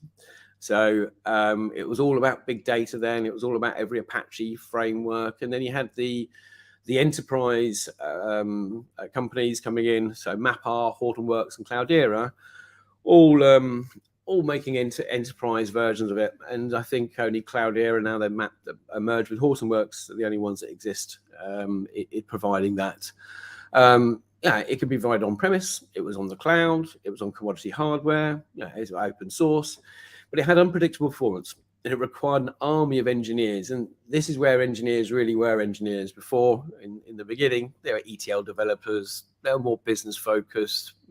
It wasn't all about the technology as much then. You know, all these products had GUIs to allow you to operate them, apart from the database. But it was relatively more business focused. Whereas where you started having to build your Hadoop platform, your clusters, and your Spark and everything, it required very high technical skills. And the world moved a little bit further away from the business, which wasn't a good thing because ultimately everything is for business value. So I think rest in peace, big data platforms. You know, we moved on to a new era, the modern data stack. It was born based on the rise of the cloud software as a service offerings. It started from 2010 onwards. We had a boom of different vendors, starting with I think BigQuery, Snowflake and Redshift following close behind them. But it opened up a whole new ecosystem of other vendors, new players that could move quicker, that could provide offerings on these new players, which weren't the big four that was before. It wasn't IBM, it wasn't Sybase, it wasn't SAP, it wasn't Oracle, because they didn't really want to work with Snowflake, Redshift, or BigQuery, so they didn't fill that gap. Lots of other vendors filled that gap. Taking a lot of the good things from the data warehouse and also era, and taking a lot of the best bits from the big data world, of a lot of that CI/CD and semi-structured data and continuous DevOps methodologies as well, was all essences we took from that era and took it into the modern data stack to some levels of success in some areas, but that's evolution, and I think we're still going through that. Do we actually need a new name? Sometimes if your modern data stack hasn't gone very well, you need new budget. maybe you want to call it something different. If you call it a post-modern data stack, maybe you're going to get the budget for it. But I don't think the technology have moved on that far that we need a new name. I think it just needs to evolve. So let's look at the timeline of the history. And I haven't put every single vendor down here because it would just take too long. But I've tried to break it down. And there's a picture in a minute of the diagram I've got of what I think makes up a modern data platform, modern data stack in a simplistic view. I don't want to add too much; it would get too busy. But there's storage compute, there's visualization, there's a need to ingest, ELT or ETL, and orchestration, and now more recently reverse ETL, and just companies that are focusing just on the TL. So starting in 2010, we had the BigQuery came out. And the storage and compute from other vendors followed soon after in 2012. We had Looker and Chartio providing that SaaS-based visualization capabilities. We had the likes of there we go. We have Matillion, Fivetran providing that ingest capabilities. Then the ETL, or as what it was originally called, ETL or ELT now, depending on where the load is performed. We've had a load of those vendors come in providing that capability, but everything needs to be orchestrated. And with the release of Airflow, we've had that ability. And then following on from that, Dagster and some other ones, Prefect was mentioned earlier, and there's a few others. And then the birth of reverse ETL, and they came along. The late 2018, we started getting reverse ETL capabilities. I think the reverse ETL was born out of the data platform, the modern data stack becoming more core part of the platform. So having that full life cycle of having that data coming through, be processed within your data platform or your modern data stack, and then be used by your CRM system or for downstream decision processes for your e-commerce platform. And then the TL part. So what DBT brought, in 2016 and Coalesce has simplified more recently was that ability for developers to perform transformation code in a way that can be checked in, checked out as you would do in a DevOps way, which really embrace that data ops methodology. So as you see, the modern data stack's been around 10, 11 years, but it's evolved. Lots of parts of the puzzle have been created on that journey, and looking and reviewing what you've used and how you've used it, there was a choice you made those technology decisions on the way because that was all as available. But I think simplification is the future, or the next stage, or the next year, if anything. So let's say that. So what went wrong with the modern data stack? And I think we went a bit decentralized crazy, and a little bit too agile. I think I did a post recently about unless you've got a data strategy in place that is aligned to your business value, aligned to your goals of your organization, and you've set down the journey you need to go on. If you expect all your teams to work agile and all go in the same direction, or all actually achieve the collective goal of adding that business value, they're not going to. They're going to. I think earlier on that the lady that was on, they're going to build their own framework for something because they liked it. They like developing something, and they won't want to support it. They'll choose multiple technology choices that don't integrate very well. So I think we do need to decentralize, but it's where we do it and having the right guardrails in place. And I think the modern data stack allows people to spin up different parts of the platform very easy in different departments without any central governance or decision process. And I don't want to get back. We don't need to go back down to the ivory tower enterprise architects that you have to go through to make any small decision. But you need to know. And that you need to know when to allow autonomy within a department and when to have centralization. And it may move over time, and then always reviewing that to see if it's the right approach for your company's maturity and where we're on the journey.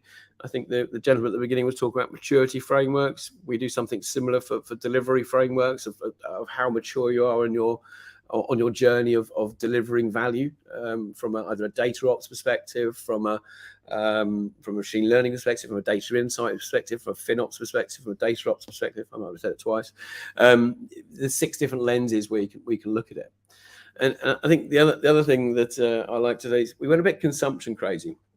Right, we didn't realize that the cost of what we were running, it actually had to be paid. The Cloudflare did not pay the bills, and the lack of FinOps or financial views of what's going on, and rechargeability of any of that cost to the associated business units wasn't happening. So it was all coming out of a central pot, your OPEX pot, and no one really knew, why are you getting the value from that money? Is someone spinning up a 6XL to do a workload in Snowflake, or equivalent in BigQuery, or leaving a Redshift instance open when it's never been up and running, when it's never been used? If you don't understand or not accountable for the cost, you're not gonna do things in the best way. And something that it got me creating the hashtag Bring Back Data Modeling was, people blaming the modern data stack for not having data modeling. It's not the modern data stack's fault you didn't have data modeling. It's because you forgot to do it. So making sure that you have got some good data modeling practices in place, some standards, allow other teams to operate on their own, but with using your best practice. Have a center of excellence that shows how people do this. Use a product like SQL DBM or other products that can centrally control your models, but also drive automation. I think the next thing that keeps coming out now is data contracts, which again, I was doing data contracts back in the original era, the basic era. You wanted to minimize downstream impact if you made a change. So you presented a contract which was aligned to a data model that was maintained. And again, that's been missed in the modern data stack. So I've seen situations where people are creating a table for each report, and yet there's no consistency in the values, maybe, or opportunity for you to get mistakes in them as well. And I think the other one, and there's probably a few others as well, but audit, logging, and monitoring.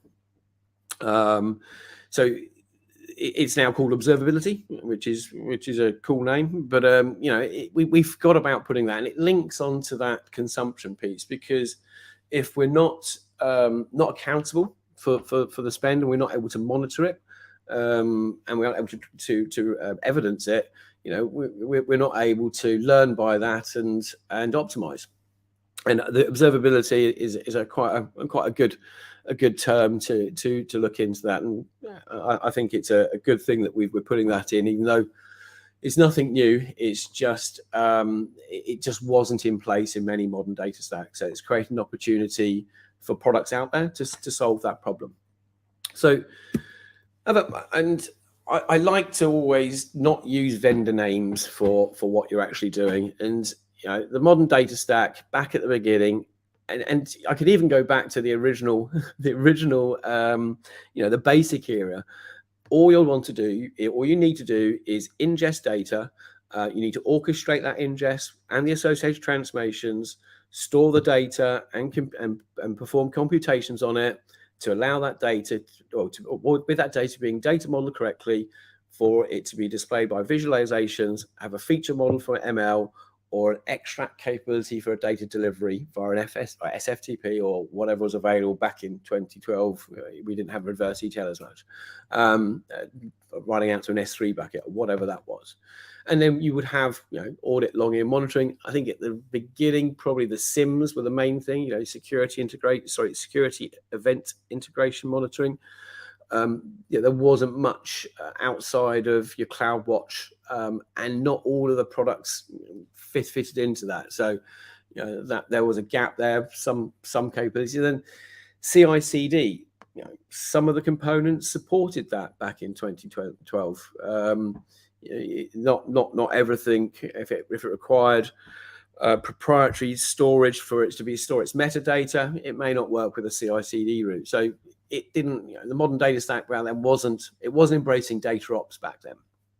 And if we flick forward now, 10 years in the future, not much has changed. Okay, we've changed.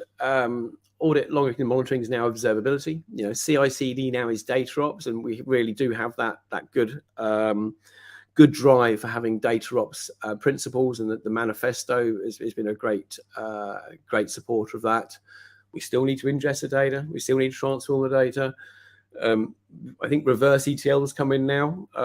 We used to deliver it before, but now there's products that specialize in it. And I think the next slide is showing that what we've been doing, we've been building on top of this modern data stack for 10 years. We keep adding extensions to it, or we're doing additional work. If we built a brand new house now, a version of this now, we'd probably use the best approach or the best building blocks out there. And whereas before we may have had to use lots of them, and we may have had 7, 8, 9 different components, maybe now you don't need as many. You can start to look at consolidation between your products. And I think this is one that I like to use, which is a bit of fun. It was a post I did. Is ETL data in, ETL data out. All right, I like Aston Martins. It's a good British car, but do you really need to have 2 products to go and do that now? All right, you may have done if your platform has evolved and you used a product for ingest, maybe Click, maybe Fivetran or something, and then after that you've used DBT, but now you've got to go and buy another tool, high touch or census or something, to go and give that data out.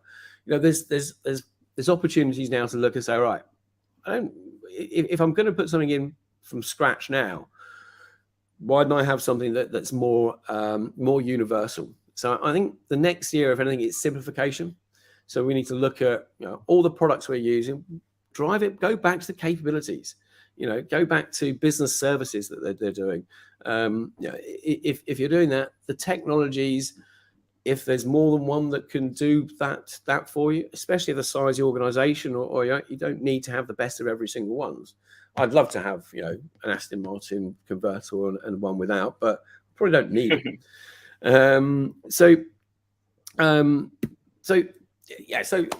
does the modern data stack need a new name? So should we call it modern data stack 2.0 or post-modern data stack? I think each era and during this period of the modern data stack, we've learned, we've improved. I don't think we need to start again and kill the modern data stack. I think for many reasons. One, we've run out of good names.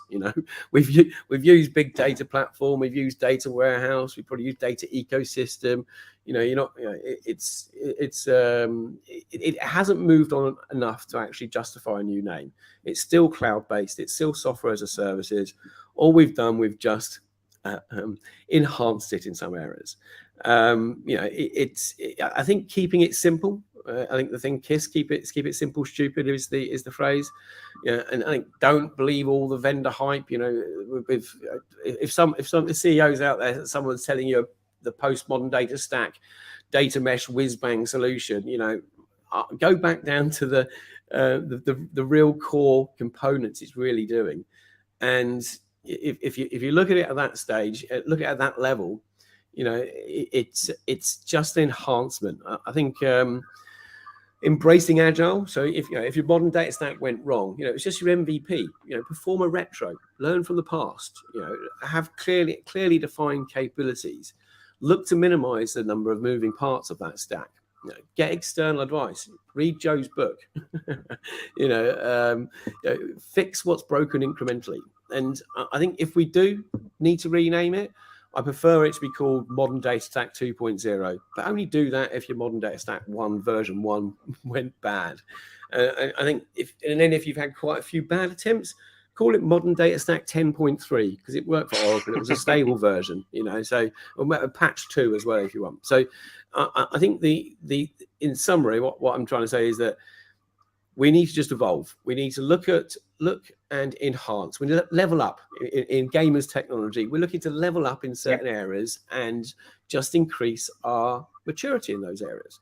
And until maybe we've got some quantum computing with some new total new approach. I think the modern data stack, as I say, because I couldn't even think of a better name to call it at the moment. Stack does have a bit of a problem. Maybe modern data platform is the way forward, because stack always makes you think of technologies, and a platform, it is something that's providing a service. So yeah, maybe take the votes. If anyone wants to rename it, do you want to call it modern data platform? We may do some prize for the best name that we can call it, and special prizes for good acronyms that it comes up with as well. Wow, very cool. I think that's a wrap, really. I mean, so thank you. I'm not too sure. I may have added to your delay problem. I'm not too sure. No worries, Chris. I think it was super insightful, and thanks for sharing all the insights. Love the comments that came in. Obviously, well captured about the data lifecycle. Interesting evolution, Chris. Great points. Data history in one page. So thanks for that. Mike Nash has one question. I'll take this one. It's kind of interesting. What are your thoughts on data mesh? Thinking on specific domains focus. So, and data mesh is not a product, okay? It's an approach, and anyone selling you a data mesh solution that's going to solve it all, just don't buy it from them.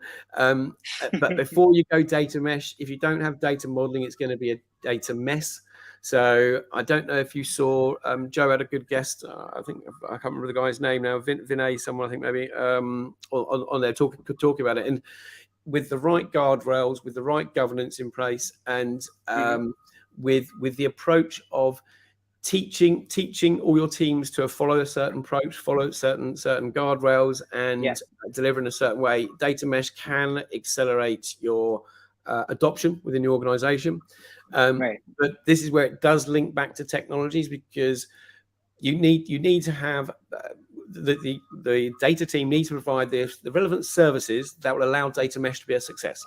So if you try and drive a data mesh down and drive the other way around, you need the foundations in place for it. But great question, and I'd love to talk more about data mesh another time, but I think we're behind schedule.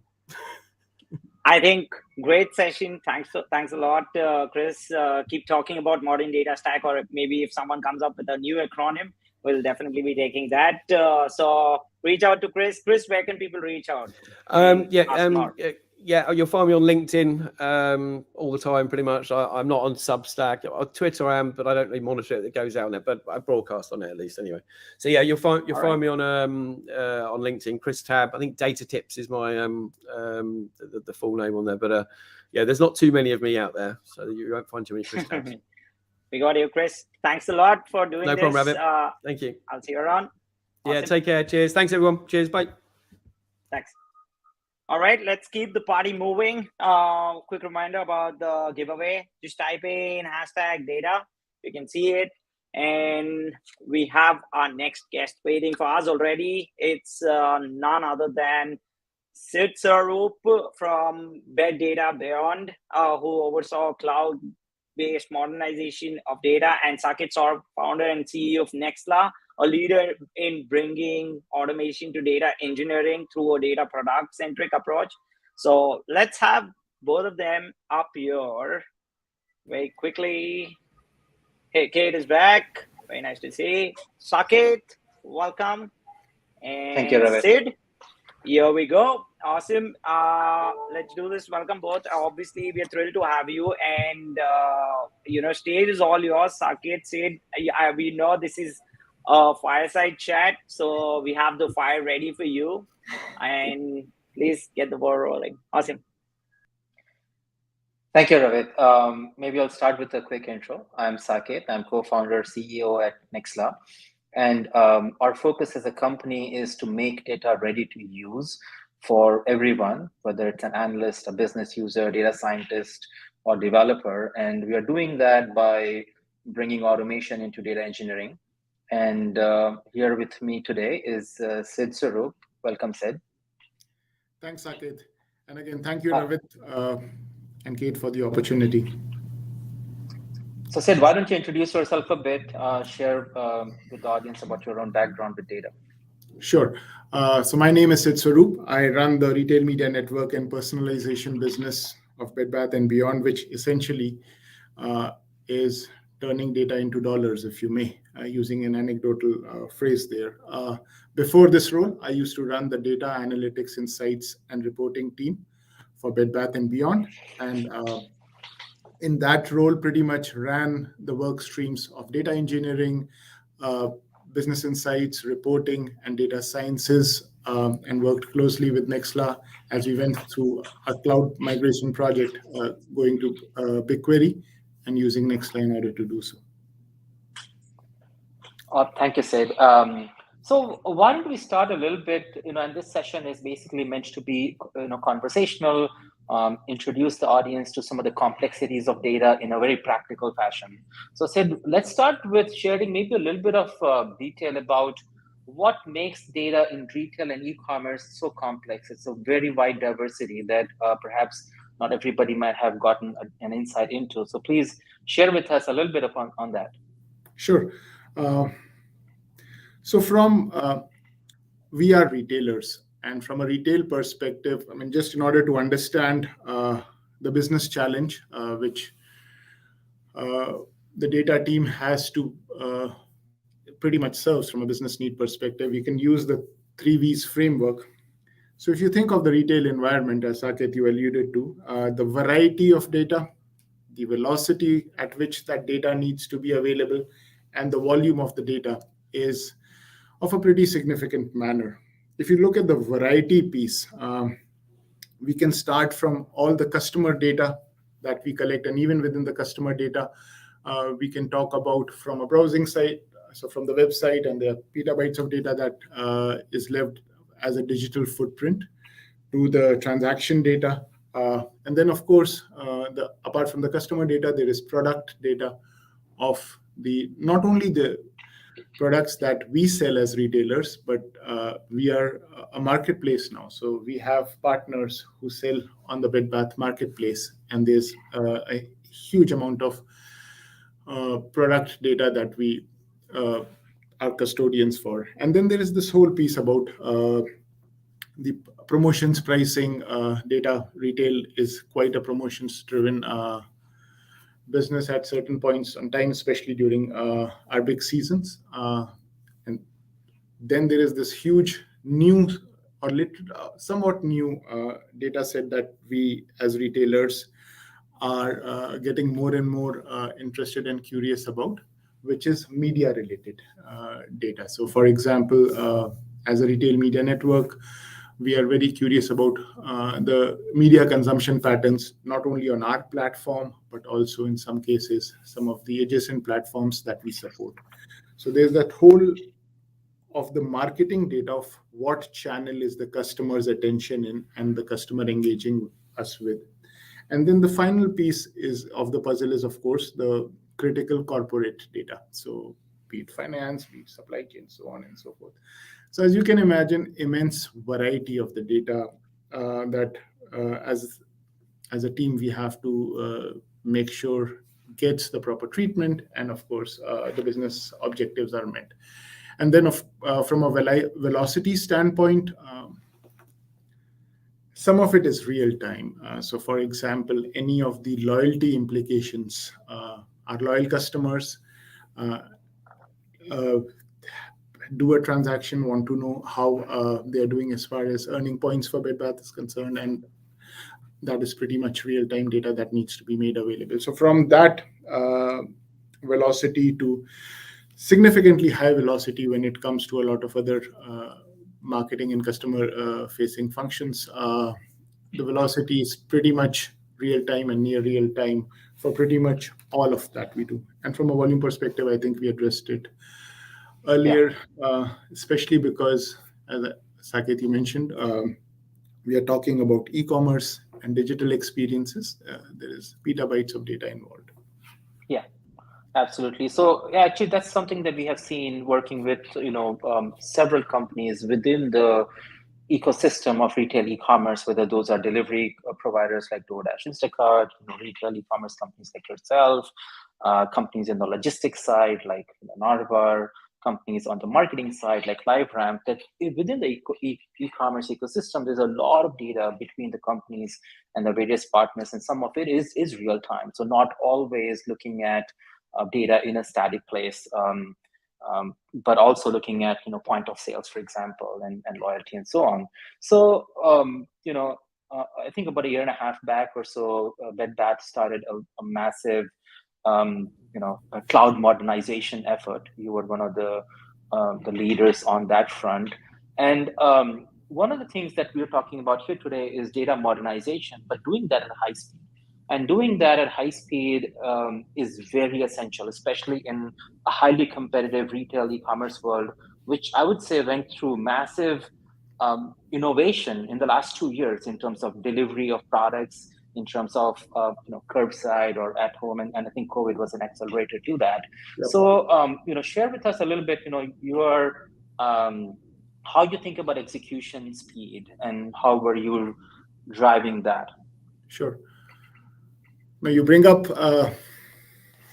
good memories and not so good memories, because you're absolutely right.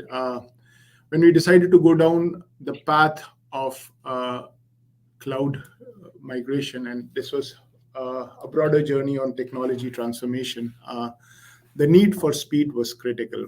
The need for speed because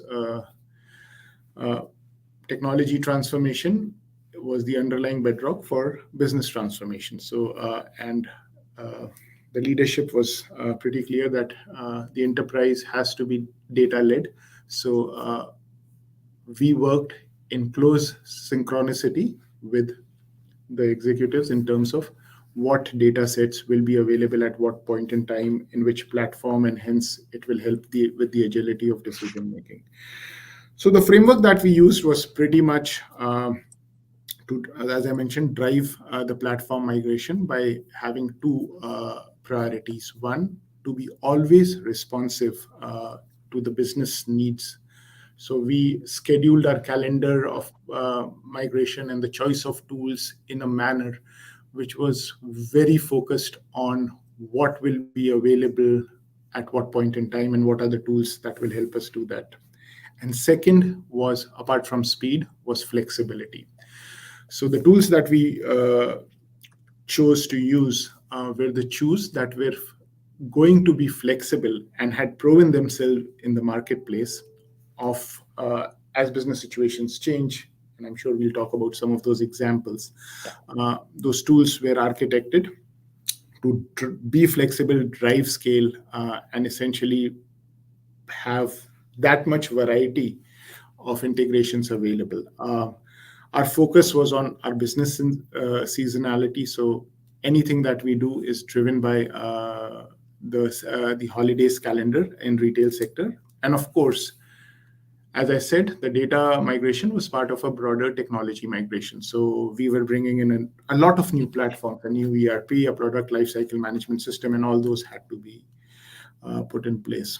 So we had a very structured process to decide what are the kind of platforms we'll use that are, one, responsive to business, and second, flexible. I hope I addressed your question, Saket.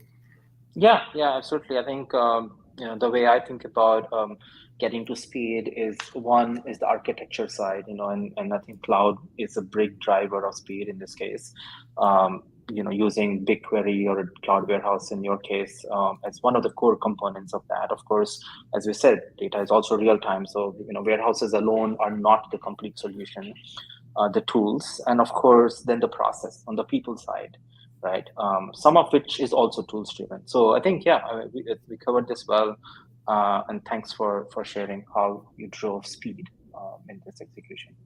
Okay. Saket, if I may, you have built a powerful enterprise platform, and we were lucky to partner and drive some of that speed and flexibility using Nexla. Can you give, what was your data engineering approach as you went about building the platform? Yeah, and of course, happy to share that, Sid. So when we started Nexla, we were coming in as a team from having worked in the broader advertising space, where processing hundreds of billions of records is a normal course of business every day. So starting Nextla, our main thinking was that we need many more people to be able to work with data. The users of data are increasing, but at the same time, the experts in data systems cannot scale up to that, right? So here we see a gap between complex data, the lack of data systems experts, engineers, if you will, and many more users, analysts, data scientists, business users, and so on. So what we figured was that what we need in between is the ability to automate data engineering itself.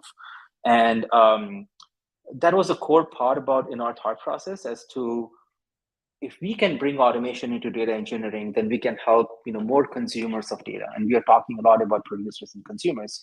So one of the core elements of Nextla was automate the data connector itself. I mean, you've seen some of those in your own examples, connecting to specific providers, right? Where Nextla did not need to build a connector. You could go in and point us with credentials to anything, and we could connect and model the data. When we model the data, we present that data as a product entity with a consistent interface for the users, which is very, very usable without being technical, right? So those were the two key things: connect with the data systems automatically and produce something that is consistent for people to work with in terms of how we've approached data engineering. And once we do that, then the downstream consumption became easier. And you might be able to share a couple of examples from your back experience using our product there.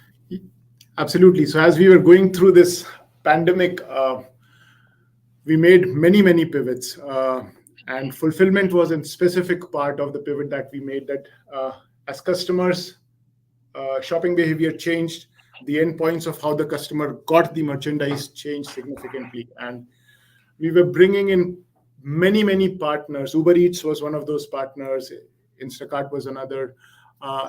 And we needed to get our data stack pretty much flow, not only the information required to our partners, but also our reporting teams get the data on how we are doing. How do we essentially use the data of fulfillment in order to have the inventory at the right endpoint, so on and so forth. So yes, we did see speed of execution, bringing some of those partners in. And this was on the fulfillment side. Similarly, on getting better access to more data sets, we worked with a vendor who came in new, brought in a totally different data set when it came to online browsing. And we were able to use Nextla in order to bring that data set in. So we did see all those integrations pretty much in as we were migrating. Yeah, I think the automation part is one of the key components to delivering speed of execution. Sure. I think because a lot of times, major projects have to wait until engineering can go write code, or a vendor can provide a connector, and so on. Of course, not to mention that maintenance over time starts to take a lot of effort on its own. So I think in your world, Sid, we've seen, because Bed Bath is a company that's been around through a lot of technology sort of innovation, everything from mainframes and legacy systems to the most modern technology out there, right? So we feel like we are heading towards a bit of a convergence of that between different types of solutions, right? Whether it is legacy batch ETL, modern ELT, reverse ETL, and so on. From your perspective, what do you think in terms of convergence, where you had a lot of tools to converge into field? It's a controversial question because from my perspective, I'm pretty clear. I welcome convergence, and the reason for it is where we are in our journey, and a lot of businesses are there. It makes sense if the technology is available to have a more streamlined architecture. Not only does it make a lot of the engineering work easier, but in these times where we have so much of talent-related challenges, it makes for the tool learning, its adoption, and of course, having some kind of a career planning around engineers that we are hiring straight out of colleges become a lot planned and easier. So I welcome convergence from a, if you may, talent management perspective. There's also the whole piece of governance, where especially large enterprises have many different tools, and then that leads to its own monitoring challenges. So from that perspective also, the stage at where businesses, and as we keep seeing macro conditions evolve, we have to be flexible, we have to stay close to transformation, and governance helps immensely if there is some kind of a convergence of integration tools. And the other piece which we have increasingly seen is the whole piece around scaling businesses. So for example, our marketplace business scaled immensely, and and then in other situations, in some of my peers' organizations, there has been a lot of mergers, acquisitions, changing decisions to be made around various tools. And in those kind of scale aspects also, I am a big believer. I do understand and acknowledge that there could be different conditions elsewhere, but the condition as it exists right now, and because the technology is available, I vote for convergence. Yeah, I think in our case, what we found was that making our connectors not only auto-generated, but also bidirectional, and then having the execution engine be something that can handle different speeds, so batch, streaming, and real time, actually allowed us to provide a single solution to your team across typical iPaaS, ETL, reverse ETL, ELT, and such models, kind of increasing the execution speed, because the team had to learn one type of tool and not 5 different types of tools, right? So we're certainly kind of seeing that need for convergence come in. So that iPhone moment of when a lot of applications converge into a single device, like an iPhone, a camera, a music player, a phone, and all that stuff, we think that's coming to this world as well. So Sid, let's move towards wrapping this session up, but no, I think fireside chat is done without a lightning round. So let's start with a few very fast questions and 1 to 5 word answers. So easy one. So data or data? Data. Okay. Data integration or data in place? I'll go with data integration because it provides, I'm all for data democratization, and data in place provides that, but it puts a lot of burden on the consuming teams. Okay. Data products, logical data products or physically materialized data products? Physically materialized data products, and again, more towards data democratization, and hence that choice. Okay, so you're not worried about too many copies floating everywhere as you materialize more and more data products. Let's move. Next one, data pipeline or data flow? We use Airflow, so I'll go with data flow. Okay. Data fabric or data mesh? I'll go with data fabric. And again, because I get nervous about groups managing data by themselves. Okay. Batch or real time? Last one. The business I'm in, real time as much as possible. I realized the problems with real time. So one of the folks who helped with some of the retail migrations said that near real time is good enough. Okay, great. Closing question. You have moved from being a data exec, you were the vice president of enterprise data and analytics, and to now becoming a general manager. We think that, and that's just my personal opinion, is that with so much strategy being driven by data, is this a career path for more data execs to become general business leaders? Well, one disclaimer and 2 observations. The disclaimer is that everybody's ikigai is different. So your path might be your own path, but if the aspiration is to drive from insight to action, which I find a lot of my peers have a technology background, but a management mindset, then businesses welcome that. So yes, I see a lot of folks moving on this career path. And then the second piece, which is driving this transition, is that all businesses are embracing the reality of digital-first consumer, including health tech and financial services in a big way. And when it's the digital-first consumer, a lot of those experiences are driven by data. So I think it's the right path if folks are willing to take that. Okay. Thanks, Saket. This was phenomenal. Thank you so much. Are there any questions? Yes. Are there any questions? How much time do you have is the first question for all of us. Thank you so much for that fireside chat. I think it was really, really insightful to hear the story, the journey.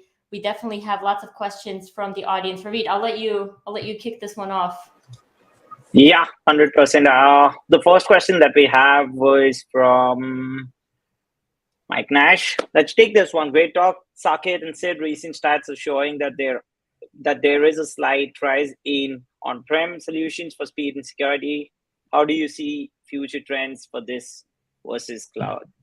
I'll give you a quick answer and let Sid elaborate on that. I think, especially because we work with some of the largest banks in financial services, we have companies like Johnson & Johnson using our product. I think what we see is that hybrid is here to stay, and technologies like ours, for that very reason, are SaaS first, but at the same time supporting private cloud and on-prem as well. So technology has to support the fact that data sensitivity and data residency and many other challenges are extremely important.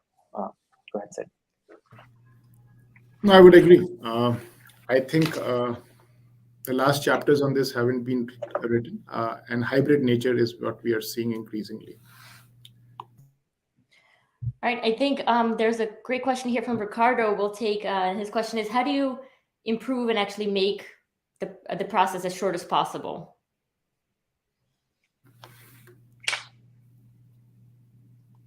Sid, do you want to go for that first?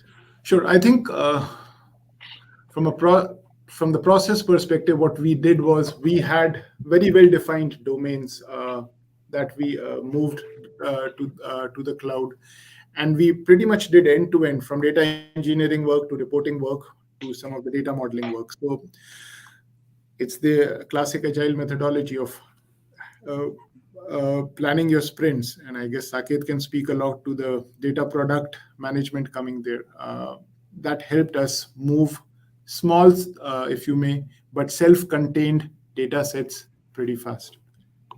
Yeah, my quick note on that is, seeing this across companies, especially like very fast innovating companies like DoorDash, is shifting who does the work. So more work that shifts from having to write code to tools that bring automation is one part, and shifting how the work gets done. So both who does it, moving from engineers to merchandising teams, for example, in their case, and how it's done. And that's how process gets faster. And a lot of it is being able to have tools that let people collaborate.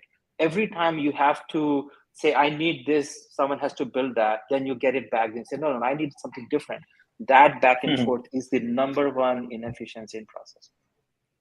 Great, thank you. And then just one final question for both of you, since you've both been through this process. I'm assuming you have some lessons learned. And I wanted to ask, is there something you would have done differently knowing what you know now if you were to do this all over again? And I can go in first. I think the short answer, and it is a maybe not so believable answer, is no. I think we went ahead and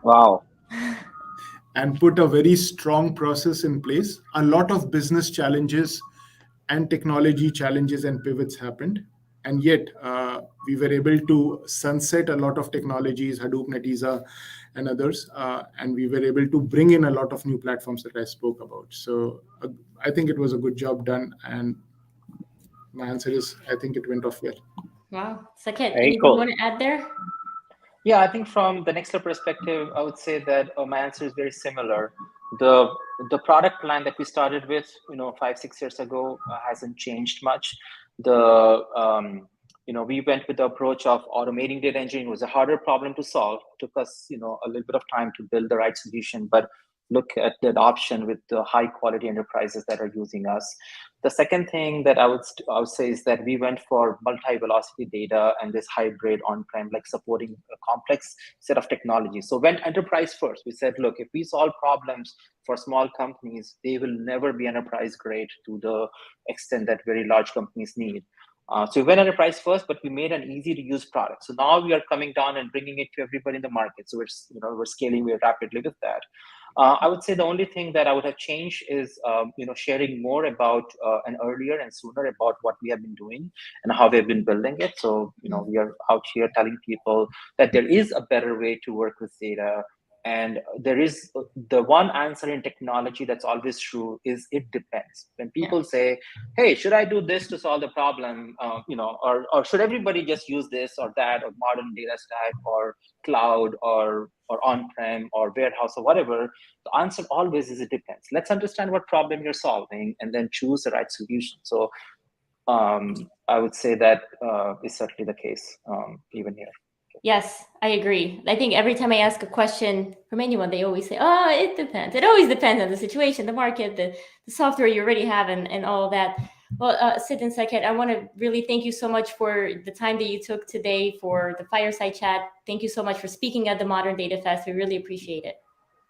Thank you very much, Sid, Saket. Yeah. Awesome. All right.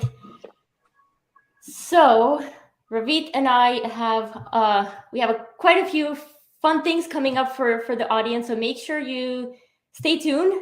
First up, we've got a very quick message from our sponsor, Zataris. Your business needs to move quickly, but you have a problem. Your business has too much data in too many different places, which ultimately slows you down. With the Zataris networked data platform, you'll have fast access to reduce your run costs, enabling instant analytics. Book a demo today. All right, that was quick. Next up, Ravit, go ahead, take it away with the giveaway that folks have been participating in for quite some time now. Yeah, thank you everyone for participating. Obviously, we have a lot of entries that have come in. So quickly that I'll share my screen here. Yep, share your screen. It's #DataToPlay. Just a quick reminder, we're getting some courses from Business Science University. Thank you for that, Matt Dancho and George Fierican, Lights on Data. All right, go ahead and draw it. We've got one winner for this one. Let's do it. 50 entries. All the best. Let's see who wins. The winner is Mike Nash. Congratulations, Mike. Reach out to Ravit. Ravit will set you straight with the giveaways there. Awesome. All right, now we actually have a special performance. We felt like what's missing from the prior data events is musical touch, right? So we're trying to add a musical touch. So we have a very special treat for the attendees here today. Tiankai Feng has provided the Modern Data Fest with a really fun data song that we can enjoy. It's about 3 minutes long, but trust me, it's going to feel like time has flown by. It is a really cool song. Briefly, I'll tell you that Tiankai is the head of product data governance at Adidas, and he is truly an awesome musician and songwriter. So definitely enjoy the music and let us know in the chat which song you like the most. All right, we'll see you in 3 minutes.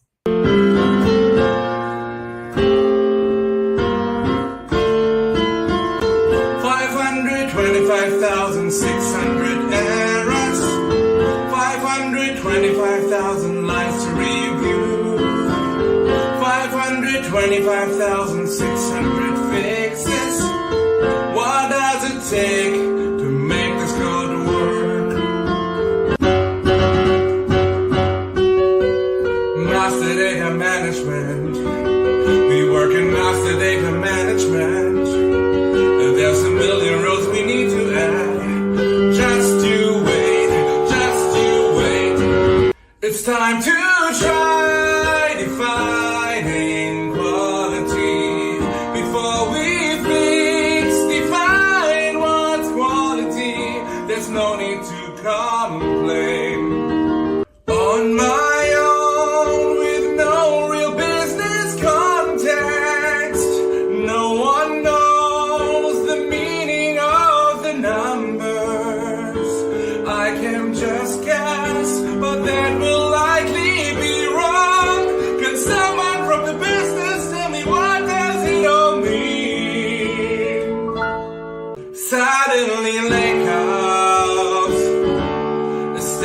sitting beside you. Not a lake nor a warehouse, trying to understand. Don't cry for now, it's just Excel. Not everybody learned to use SQL, but it's not too late for some upskilling. Let's have some patience, it will get better. Memory, we're running out of memory.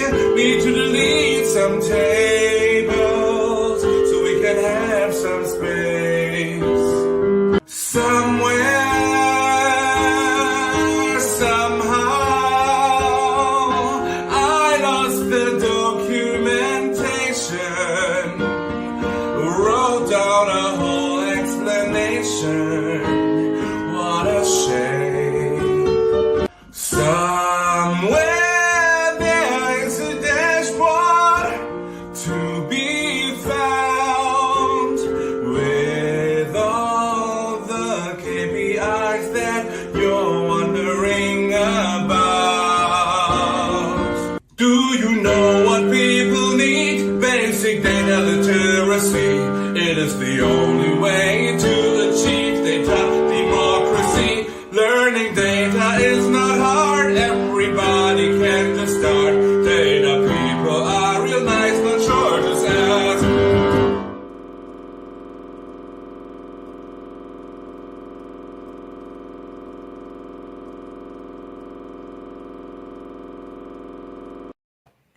All right. Thank you for watching that. I absolutely love it. Make sure you follow Tianke on LinkedIn and YouTube. The moment we've all been waiting for. So you might have seen on the agenda that we have a surprise guest. So I'm actually going to bring on the surprise guest and introduce our guest at the same time. So here Let's is do it. our surprise guest. What we need you to do in the audience is try to take a guess who this is, and then we are going to have some fun playing trivia. All right. Our guest speaker of the day provides data evangelism as a service. He's the author of Telling Your Data Story. He's a well-known keynote speaker, event MC. He's on the Data IQ 100 list. He's on the Analytica's Who's Who in Data Management, CDO Magazine, a leading data consultant. He uses puppets to talk about data. Thinkers 360 Top 10, 5 times Data Marathon host, Dataversity Top 10 blogger, and he's known as the Data Whisperer. Who can it be? Hey, everybody. How are you? Did they guess already? Scott! This They is did, hey, everybody. Scott. How are you? I'm all logoed up here. Look at us, all swapping our brands. How's everybody doing today? Thrilled to be here. Oh, good. Some people guessed. That's good. What did you win? Kat, thank you so much for being here. Now, I'm thrilled to be here as usual. Let me. Some people said they can solve this. Thank Jessica. I'm looking through the comments to see hashtag truth. All right, people were guessing. They were like, we know. What can you do, really? I'm Susan Walsh, the classification guru. They want to see the chief dog officer, Scott. The chief, I bet they do. That's coming soon. Coming soon to a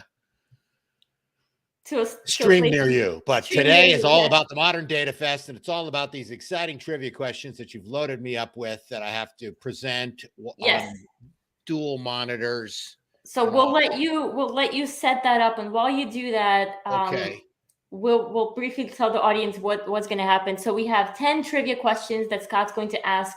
He'll tell you how to play this. I love it. I can see it. Maybe make it bigger, Scott. It's a bit small. So what do you get if you get all of these questions right? Well, you get some swag from both the Ravit show and from DataCated. So Scott's having some technical difficulty. Wants me to make it bigger, gang. There we go. Try that. Is that bigger? No. No. You made Ravit bigger. Thanks. How about Ravit is bigger? Is that good? Want Ravit bigger? We can always have a Ravit bigger. If you want, I could share the slides as well. If you or this is an interesting take on. I'm hoping you guys are enjoying the Modern DataFest so far. while Scott's doing Scott, do you want to keep it this size, or you want to try to moving right along here? We're ready for the questions here, Kate. Are we ready? Okay, so here's how we're going to do this, gang. I'm just taking over. This is the Modern Data Fest takeover by me. There we go. Can you read it?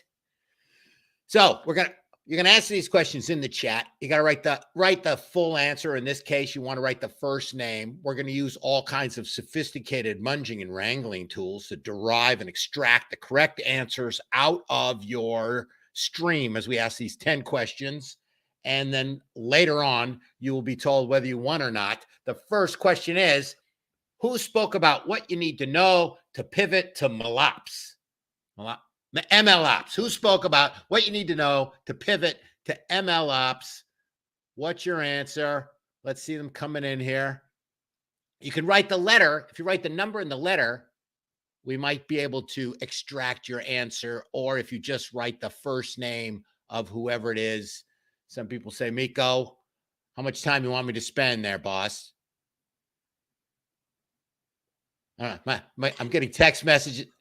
You can go as long as you want, Scott. The show's as long as they want, because you have a 4-hour limit and we're only at 2 hours and 26 minutes. So that's fine. All right. The answer is, I'm going to go the answer. Ready to go the answer? The answer is Miko. That's correct. Mikiko. Sorry, Mikiko. Mikiko. Thank you for that. Whoever got that right, you get 1. Keep your own count. This is we're gonna check to see if your math is right. Here's question number 2. That's right. We're only 20% through here. For those of you doing math at home, the network data platform model belongs to which sponsor? Which of our great sponsors today is the network data platform belong to? We got a B, we got a C. Any names? Type the name. Would be easier. Is it Starburst? Is it Dremio? Is it Snowplow? Or is it Zataris? Which one? Technical problems. Is there something more modern than that? Nice one, Jessica. Any answers? Do you have any exciting answers here? You know, I wanted to use Kubernetes, but I just can't contain myself. There's a dad joke for you, for all you data dad jokes. We got a C, we got a D. If you don't number your answer, let me tell you all this, you data hounds out there. If you don't number your answer, then we're not going to know which one you answered, because we're going to go through and use all kinds of sophisticated, what are we going to use? You're getting people in trouble. I'm getting people in trouble. All right, we're going for the answer here. The network data platform model belongs to which sponsor? It belongs to Zataris. All of you Zataris fans there. So alphabetically, it was backwards, and anybody who picks Zataris is correct. The next, moving right along. Which data rockstar provided us with musical entertainment earlier today? So those of you with any kind of short-term memory should be able to pick this one up. This was only a few moments ago. Was it Tankai Feng? Was it Susan Walsh, classification guru? Was it our musical host, Kate? I did hear her singing backstage. Or was it Josh Starmer? Which one was it? Who sang the songs? This is an easy one. We should get 100%. I'll give them a hint. It was not me. So it was not you. No, it was not you. And it was not Susan, because Susan's on a cruise somewhere. Yes, it was Tankai. He's fantastic. He'll also be appearing next week at another event I'm at. But the guy is fat. He's rookie. I give him Data Management Rookie of the Year award. He's only been doing this since January. Can you believe it? Master Data Management. I want Master Data Management. Here we go. There he is right there, smiling his face with his Adidas tracksuit. He's always fully branded. He's a great guy, one of the most creative people in data to burst on the scene. All right, moving right along. Question number 4. Who's the founder of Siflet? Who is it? Was it Tom? Is it Selma? Is it Nick? Or is it Lee? Which one is it? Which one is it? I read it in different order to confuse you folks out there. You're all data scientists. You're supposed to be smart. I know you're spending 80% of your time munging and wrangling, but focus, people, focus. Who was the founder? Who found it? What do we got here? Music. Got to give you some folks, all of you in the back, get ready to answer. Do we have answers? Do we have sufficient answers? I have no idea what this means. Okay, 4B. The answer is yes, it was Selma. Weren't you listening? Were you listening? Those of you who got that right, put that in the right column. How you doing today? Anybody 4 for 4 yet? Do you have anybody who's 4 for 4? Who's 4 for 4? Here they come. All right, question number 5. We're only halfway through. I know this is exciting. I know you can't wait for more. I like it when I'm bigger. I don't know about you, but I prefer to have a little more screen time than these slides. I'll read them to you. Can you read that? Get closer to your phone. Blank. This is a fill in the blank. These are really more reading, listening, comprehension questions than they are trivia questions, wouldn't you say? Have you been paying attention during this Modern Data Fest? We're going to find out. And these will go on your permanent record, your answers. Blank focuses on data strategy, data management, data security, data engineering, analytics, and AI ML. Which of these fine providers of data services was it? Is it Snowplow? Is it At Scale? Is it Light Data? Or is it Nextla? Which one do you think handles all those things? While you're thinking, we heard a lot about data fabrics, data mesh. You know, if you really want to tighten the integration, you got to go with the data spanks. I know you're out there. I can hear you clicking. I'm 4 for 4. Maria's 4 for 4. That's great. Did we get 5? C. 5 at C. Okay, a lot of C's for 5. This is funny because this is exactly how we thought people should answer, and then we decided not to, and now you're answering anyway. We like that initiative out there in the data space. You got to have an initiative. Answer number 5. Oops, I went backwards. Hey, do I know how to drive this? Who's driving? It was Light Data. Of course it was Light Data. Chris, you're back. I'm not sharing anymore. What happened to me? That's there we go. We're officially out of control, everybody. Halfway through this. Let's move to the next one. Oh, here we go. I'm going to do a plug for Kate's video series. If you haven't been watching the Data is Not Scary series, be sure to watch, my favorite episode, which was yesterday. Data is Not Scary, Master Data Management. It's on, you can find it on YouTube on the device near you. Be sure to watch it, like it. There's only 31 days of this. It's incredible, epic, multi-part series she's put together and wrangled all of these great data experts and data voices like yours truly. Take a look at that. I'm going to give a copy of my book, Telling Your Data Storytelling for Data Management, 99% buzzword free. I'm going to give a copy of this book to anybody who can DM me in LinkedIn, watch it later, with the most number of movie clips you can name. There are 18 movie clips used in this 3-minute video. We can't believe we're not blocked in 32 countries by YouTube already due to copyright reasons, but somehow we squeaked through fair use rights. 18 movie clips. Whoever gets 18 out of 18, I will give you a special prize. And just a hint, Teletubbies doesn't count. That's the 19th clip, but it's from some nondescript Teletubby episode. So take a look at my video that I did for Kate. We did it wonderfully well. Data is Not Scary, my topic, Master Data Management. And there's 31 of them. This is epic thing here. So win my book. But meanwhile, back to the topic of today, which are these trivia / listening comprehension questions from me, the mystery guest of the Modern Data Fest. Sackett and Sid, you saw them, the SNS show. They were great. Did you love that little interplay there? The fire in the fireside chat. We like those little touches. Really makes things work. They spoke about blank at high speed. Was it data transformation? Was it driving? No, it's not driving. Was it data transformation, data modernization, data cleaning, or data innovation? Which of these 4 did SNS talk about in terms of doing it blank at high speed? Any answers? We need Scott Wide Vision. Okay, 6B. We got a D. Jessica, if you don't number your questions, we won't be able to know which ones you answered here. We're not that good at ML ops to suck out that meaning. We are going to use unsupervised clustering, which is something that's very dangerous on the playground. Unsupervised clustering. The answer to number 6 is, we ready for the answer? Data modernization at high speed. How else would you want to do it? The future's in front of you, gang. You can't live in the present forever. What's next? Are we almost done? We got 7. We're on number 7. Chris Tabb. Chris from Data Main Streets. Plug it in there. Chris, how you doing, baby? Good to see you. He spoke about what? A, data monetization. B, data stack 2.0. C, MLOps. Or D, data stack 5.0. Which one was he focused on? Were you listening? Were you listening at all? Did you hear anything? Can you prove it? I'm trying to answer more than one question, says Jessica. Yes. Put your number. Anybody, any answers yet? I'm not seeing any answers streaming in for question number 7.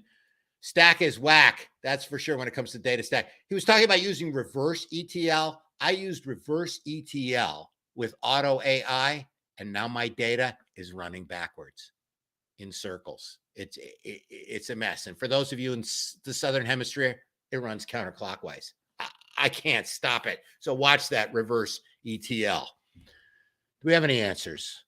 Must get some more popcorn for this. Thank you, Mike. Yes. Keep it going. Modern data set. You can't answer. Ravit can't answer his own questions. You're not eligible for the wonderful swag.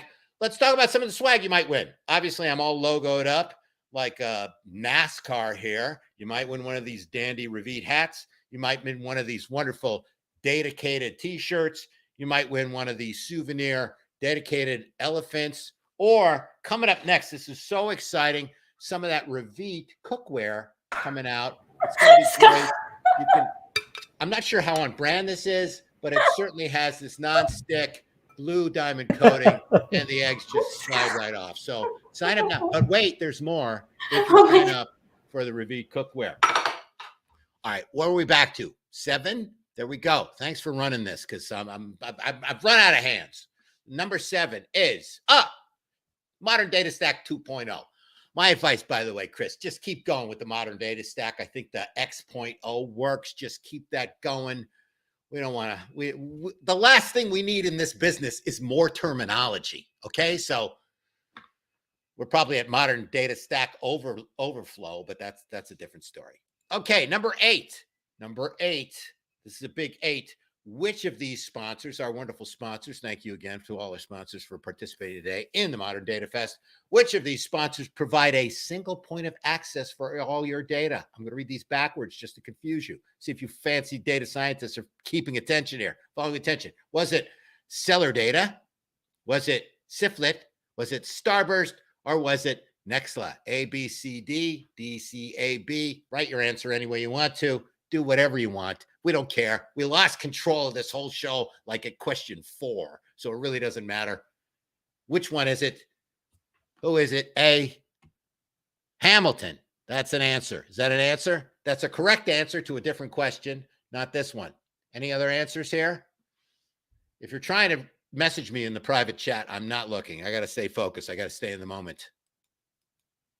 What was the answer to this? Who provides a single point of access to all your data? I'll give you a hint. Ooh, who's this? Who's this little person? Who's this guy? It's actually, yes, it was Starburst. And here's my buddy Starburst. Do you know the name of this character here? Do you know the name of this Starburst bunny? I'll give you extra credit. A bronze figurine with gold oak leaf palm. We'll go to any of you who can name the Starburst bunny mascot name. Anybody? Data Mean Streets? No, that was Chris. Anybody? Trino is wrong. Trino is wrong again. That's wrong. Kate answered Trino 3 times. That's wrong, wrong, wrong. Commander Bun Bun. That's who it is. Commander Bun Bun. Aren't they wonderful? What? Oh, he's got a joke. What? What hormone keeps rabbits really calm? What is it? It's serotonin. Serotonin. You heard it here first, gang. All right, moving along. Number 9. I'm sure Kate is wondering why she even had me do this, but it's too late now. I'm in control. 59 seconds on the clock, but I'm not going to let that stop me. Blank helps your data team work closer with the business so everyone is working the problems that matter fast. There you go. That sounds encouraging. That sounds inspirational. What is it? What blank helps your data team work closer with the business so everyone is working on the problems that matter fast? Is it Dremio, AtScale, Siflet, or Count? Go on. The last three answers were C. This one must be D. Just like the SATs some of you probably took in your youth. How we doing here? I can't even follow the comments anymore. Commander Bun Bun. Yes, that's who that was. Commander Bun Bun. That is the actual name of that bunny. All right. If Jessica, you're kind of like my benchmark there. Jessica Sales, you're my benchmark. If you answer, I think we're good. Thank you for participating today in this exciting reading comprehension questionnaire session. The answer of number 9 is count. Blah, count. How many data rows do you have? Count 1 data row, 2 data rows, 3 duplicates. It's count. With that great evangelist now, Miko Yuck. You'll be seeing her tomorrow. She's fantastic. I don't know if she's bringing her purple hair or not, but she is awesome. Talk about knowledge bombs. She is on fire. Count was the answer. Who had that? 8A. We're now all everything's out of control. Okay, what's next? One more. Which company recently hosted the Semantic Layer Summit? Were you there last week? The Semantic Layer Summit. Was it Seller Data? Was it Count? Would we have the same answer 2 in a row? We might be tricking you. Was it AtScale or was it Dremio? Is it Dremio? Is it Dremio? I'm sorry. I apologize if I'm mispronouncing your brand name. I'm not officially affiliated with this show. They just brought me in. So don't hold it against Ravit and Kate. If I'm mispronouncing your name, I do apologize. But anyway, are these I guess A should have been AtScale. You could have done these alphabetically. Seller Data, Count, AtScale, or Dremio. Which one is it? Which one is it, gang? I was there. She was there. Jessica was there. Jessica, we got to get together here. I love this conversation going back and forth. Which one was it? Are we done? Are we almost done? Are we nearly done?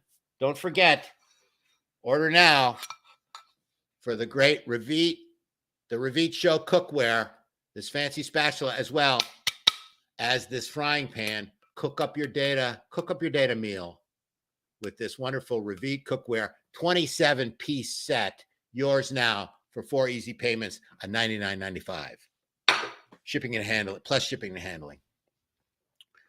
The Ravit cookware is in the house. The last answer, the last question. Okay, this has been a great rehearsal. When do I go on? Is AtScale. Haven't you been reading every post all of us have been putting out there for the last who knows how long? 7 weeks. It was AtScale's actionable insights from AI and BI. That was alphabetical. AtScale. Remember, you put garbage into AI, you get AS, artificial stupidity. You put garbage into BI, you get BS. You know what that stands for. I'm not allowed to say it out loud because Kate told me I'm not allowed to work. I can't work blue on this channel, so we're going to keep it clean. It's a family stream here, gang. Who had it right? Who had a 10 out of 10? Why don't you just do us all a favor, put us out of our misery? If you got 10 out of 10, we'll take it from the honor system. We'll send you one of these. I don't know what we're sending you. I'm not authorized to tell you what we're sending you, but I can suggest it might be one of these dandy Elmer elephants, or of course, the ever popular, it's like QVC of data here. Only 12 sets left of the Ravit cookware version 1.0 will be coming out later with the Ravit portable air fryer, which as well as the chopping block to slice and dice your data any way you want to. The only tears are tears of joy. Wow. Okay. So cool. What time is it? 4 o'clock? Scott, how do you come up with all this? This is hilarious. It's just comes out of my mouth. What can I tell you? I can literally watch all day. So we do have some folks saying that, like Raymond, for example, has got 6 out of 10. Yeah, let us know if you got 10 out of 10. We should give Raymond a prize just for being honest. Raymond always wins a prize, though. He's got the DataCated pillow. I think he's got the shirt. He's a very lucky DataCated player somehow. Nobody has any idea. I think this went, as they said, off the rails. Yeah, quickly. But it was great. And yes, so we will find a winner. Ravit and I will find someone. You'll get both the Ravit Show swag. That elephant, just to let you know, is not a DataCated elephant. No, Scott, don't you? The only elephant I had since in the prop closet. don't forget Commander Bun Bun. Brought to you by Yes, the Commander wonderful Bun Bun. Starburst. I need that. Oh, look, we've got someone who's got 9 out of. Ooh, 9 out of 10. My group said 10 My out boob. of 10. Wow. All right, 10 out of 10. Nice. All right, send that man a Those shirt. listings, I should just Send him a win shirt off my back. Takes it to Suriname. Oh yeah, let's see. Sometimes shipping could be fun to different countries. We'll send you an NFT of a T-shirt. It'll be yours. You can keep it in your So Scott, Bitcoin I know wallet. we have you for a couple more minutes, and No, I've got plenty of time. You don't have to cut me out. No, I canceled the rest of my afternoon just to be here with you and Ravit on the wonderful Modern Data Fest, brought to you by the Ravit Show and DataCated. First of all, I want to say you did a phenomenal job on that trivia. I laughed literally the entire time, so thank you for that. It was hilarious, and My pleasure. I love how the participants kept it going. I know 10 questions could seem like a lot, but I think everyone had fun. We had some good feedback along the way. Now, I know people can't get enough of Scott Taylor, and there is another place where they can find you next week. So I'm going to let you talk about that. I'm going to take myself and Ravit off stage while you do that. But yeah, first tell us what it is, and then we'll say something, and then you'll get the stage back. Go ahead. Okay, so how do we do it? All right, so I will be hosting for the 5th time. I've got my 5-timers jacket here. The Data Marathon 5.0, brought to you by the fabulous folks at ThinkLinkers around the world, almost around the clock. One world, one people, one data. We'll be focusing on data management, all the wonderful things that you need to know to get your data management program off the ground. I've hosted this event. The first 4 were literally 26.2 hours in a row. We decided maybe we don't need to kill ourselves every 6 months. So we're going to do it in 2 days here. It's more of a relay than a one-time marathon, but it's a super fun event. We do it right here out of Data Whisperer World Headquarters, high atop the Fairweather Tower and Resorts in beautiful Black Rock, Connecticut, on the shores of the Herman Beach. And we've got, 20, 30 countries participating. And you can win a free pass to the MDM, to the Data Management Marathon 5.0 by just simply putting in hashtag MDM in your chat. Yes. And we're going to spin it. We got 2 entries right now. We'll spin it later. Both my logins. So we need more people interested in winning the MDM. You can sell a ticket on StubHub if you want to. We're trying to move seats here. You've got Raymond saying he's been crying for about 10 minutes while laughing during your. Thank you, Raymond. It's I try to do my best. All right, so we're gonna let you tell us more about MDM. The hashtags are all flowing in now. So yeah, we'll draw one. More about MDM. We're going to focus on MDM. We're going to focus on master data, those nouns of the business. We're going to focus on reference data, those key standardized values that every industry uses. We're going to focus on metadata, which is data about data. Then we're going to look at metadata, data about data. And then, of course, we'll look at Seinfeld data about nothing. Who is it? Who else is speaking there? Do we know anyone? Tenkai will be there. Yanif Naur will be there. That'll be his 5th time. Christelle, we got some new folks. We got some. Look at the agenda. Take a look at the agenda. Data Management 5.0. Put on the spot here without my PDF in front of me. Couldn't shift gears quite that fast, but hopefully it's going to be a great lineup. I'm leading a panel on data mesh for some reason. That new theology out there, led by the High Priestess Zamak. I know all of you meshies are really devoted to those 4 basic principles as you fight against the stoic data fabriconians who are trying to change the dynamic. So we got the fabric versus the mesh. That'll be a fun clash of the titans. We're going to be talking about all of it. We're going to talk about data product, data as a product, and data productization, whether there's any difference, and does it even matter? We've got a special request for you from Mike Nash. Not sure if you can deliver. Sing us a song. I'm done. I'm ready. This is. Should we bring Mike Nash up on stage now? Bring Mike Nash in. We'll have a duet. I'm not much of a singer, but Robert said he attended the 2nd one. So this is the 5th, right? This is the 5th. Where you been, Robert? It's Wow.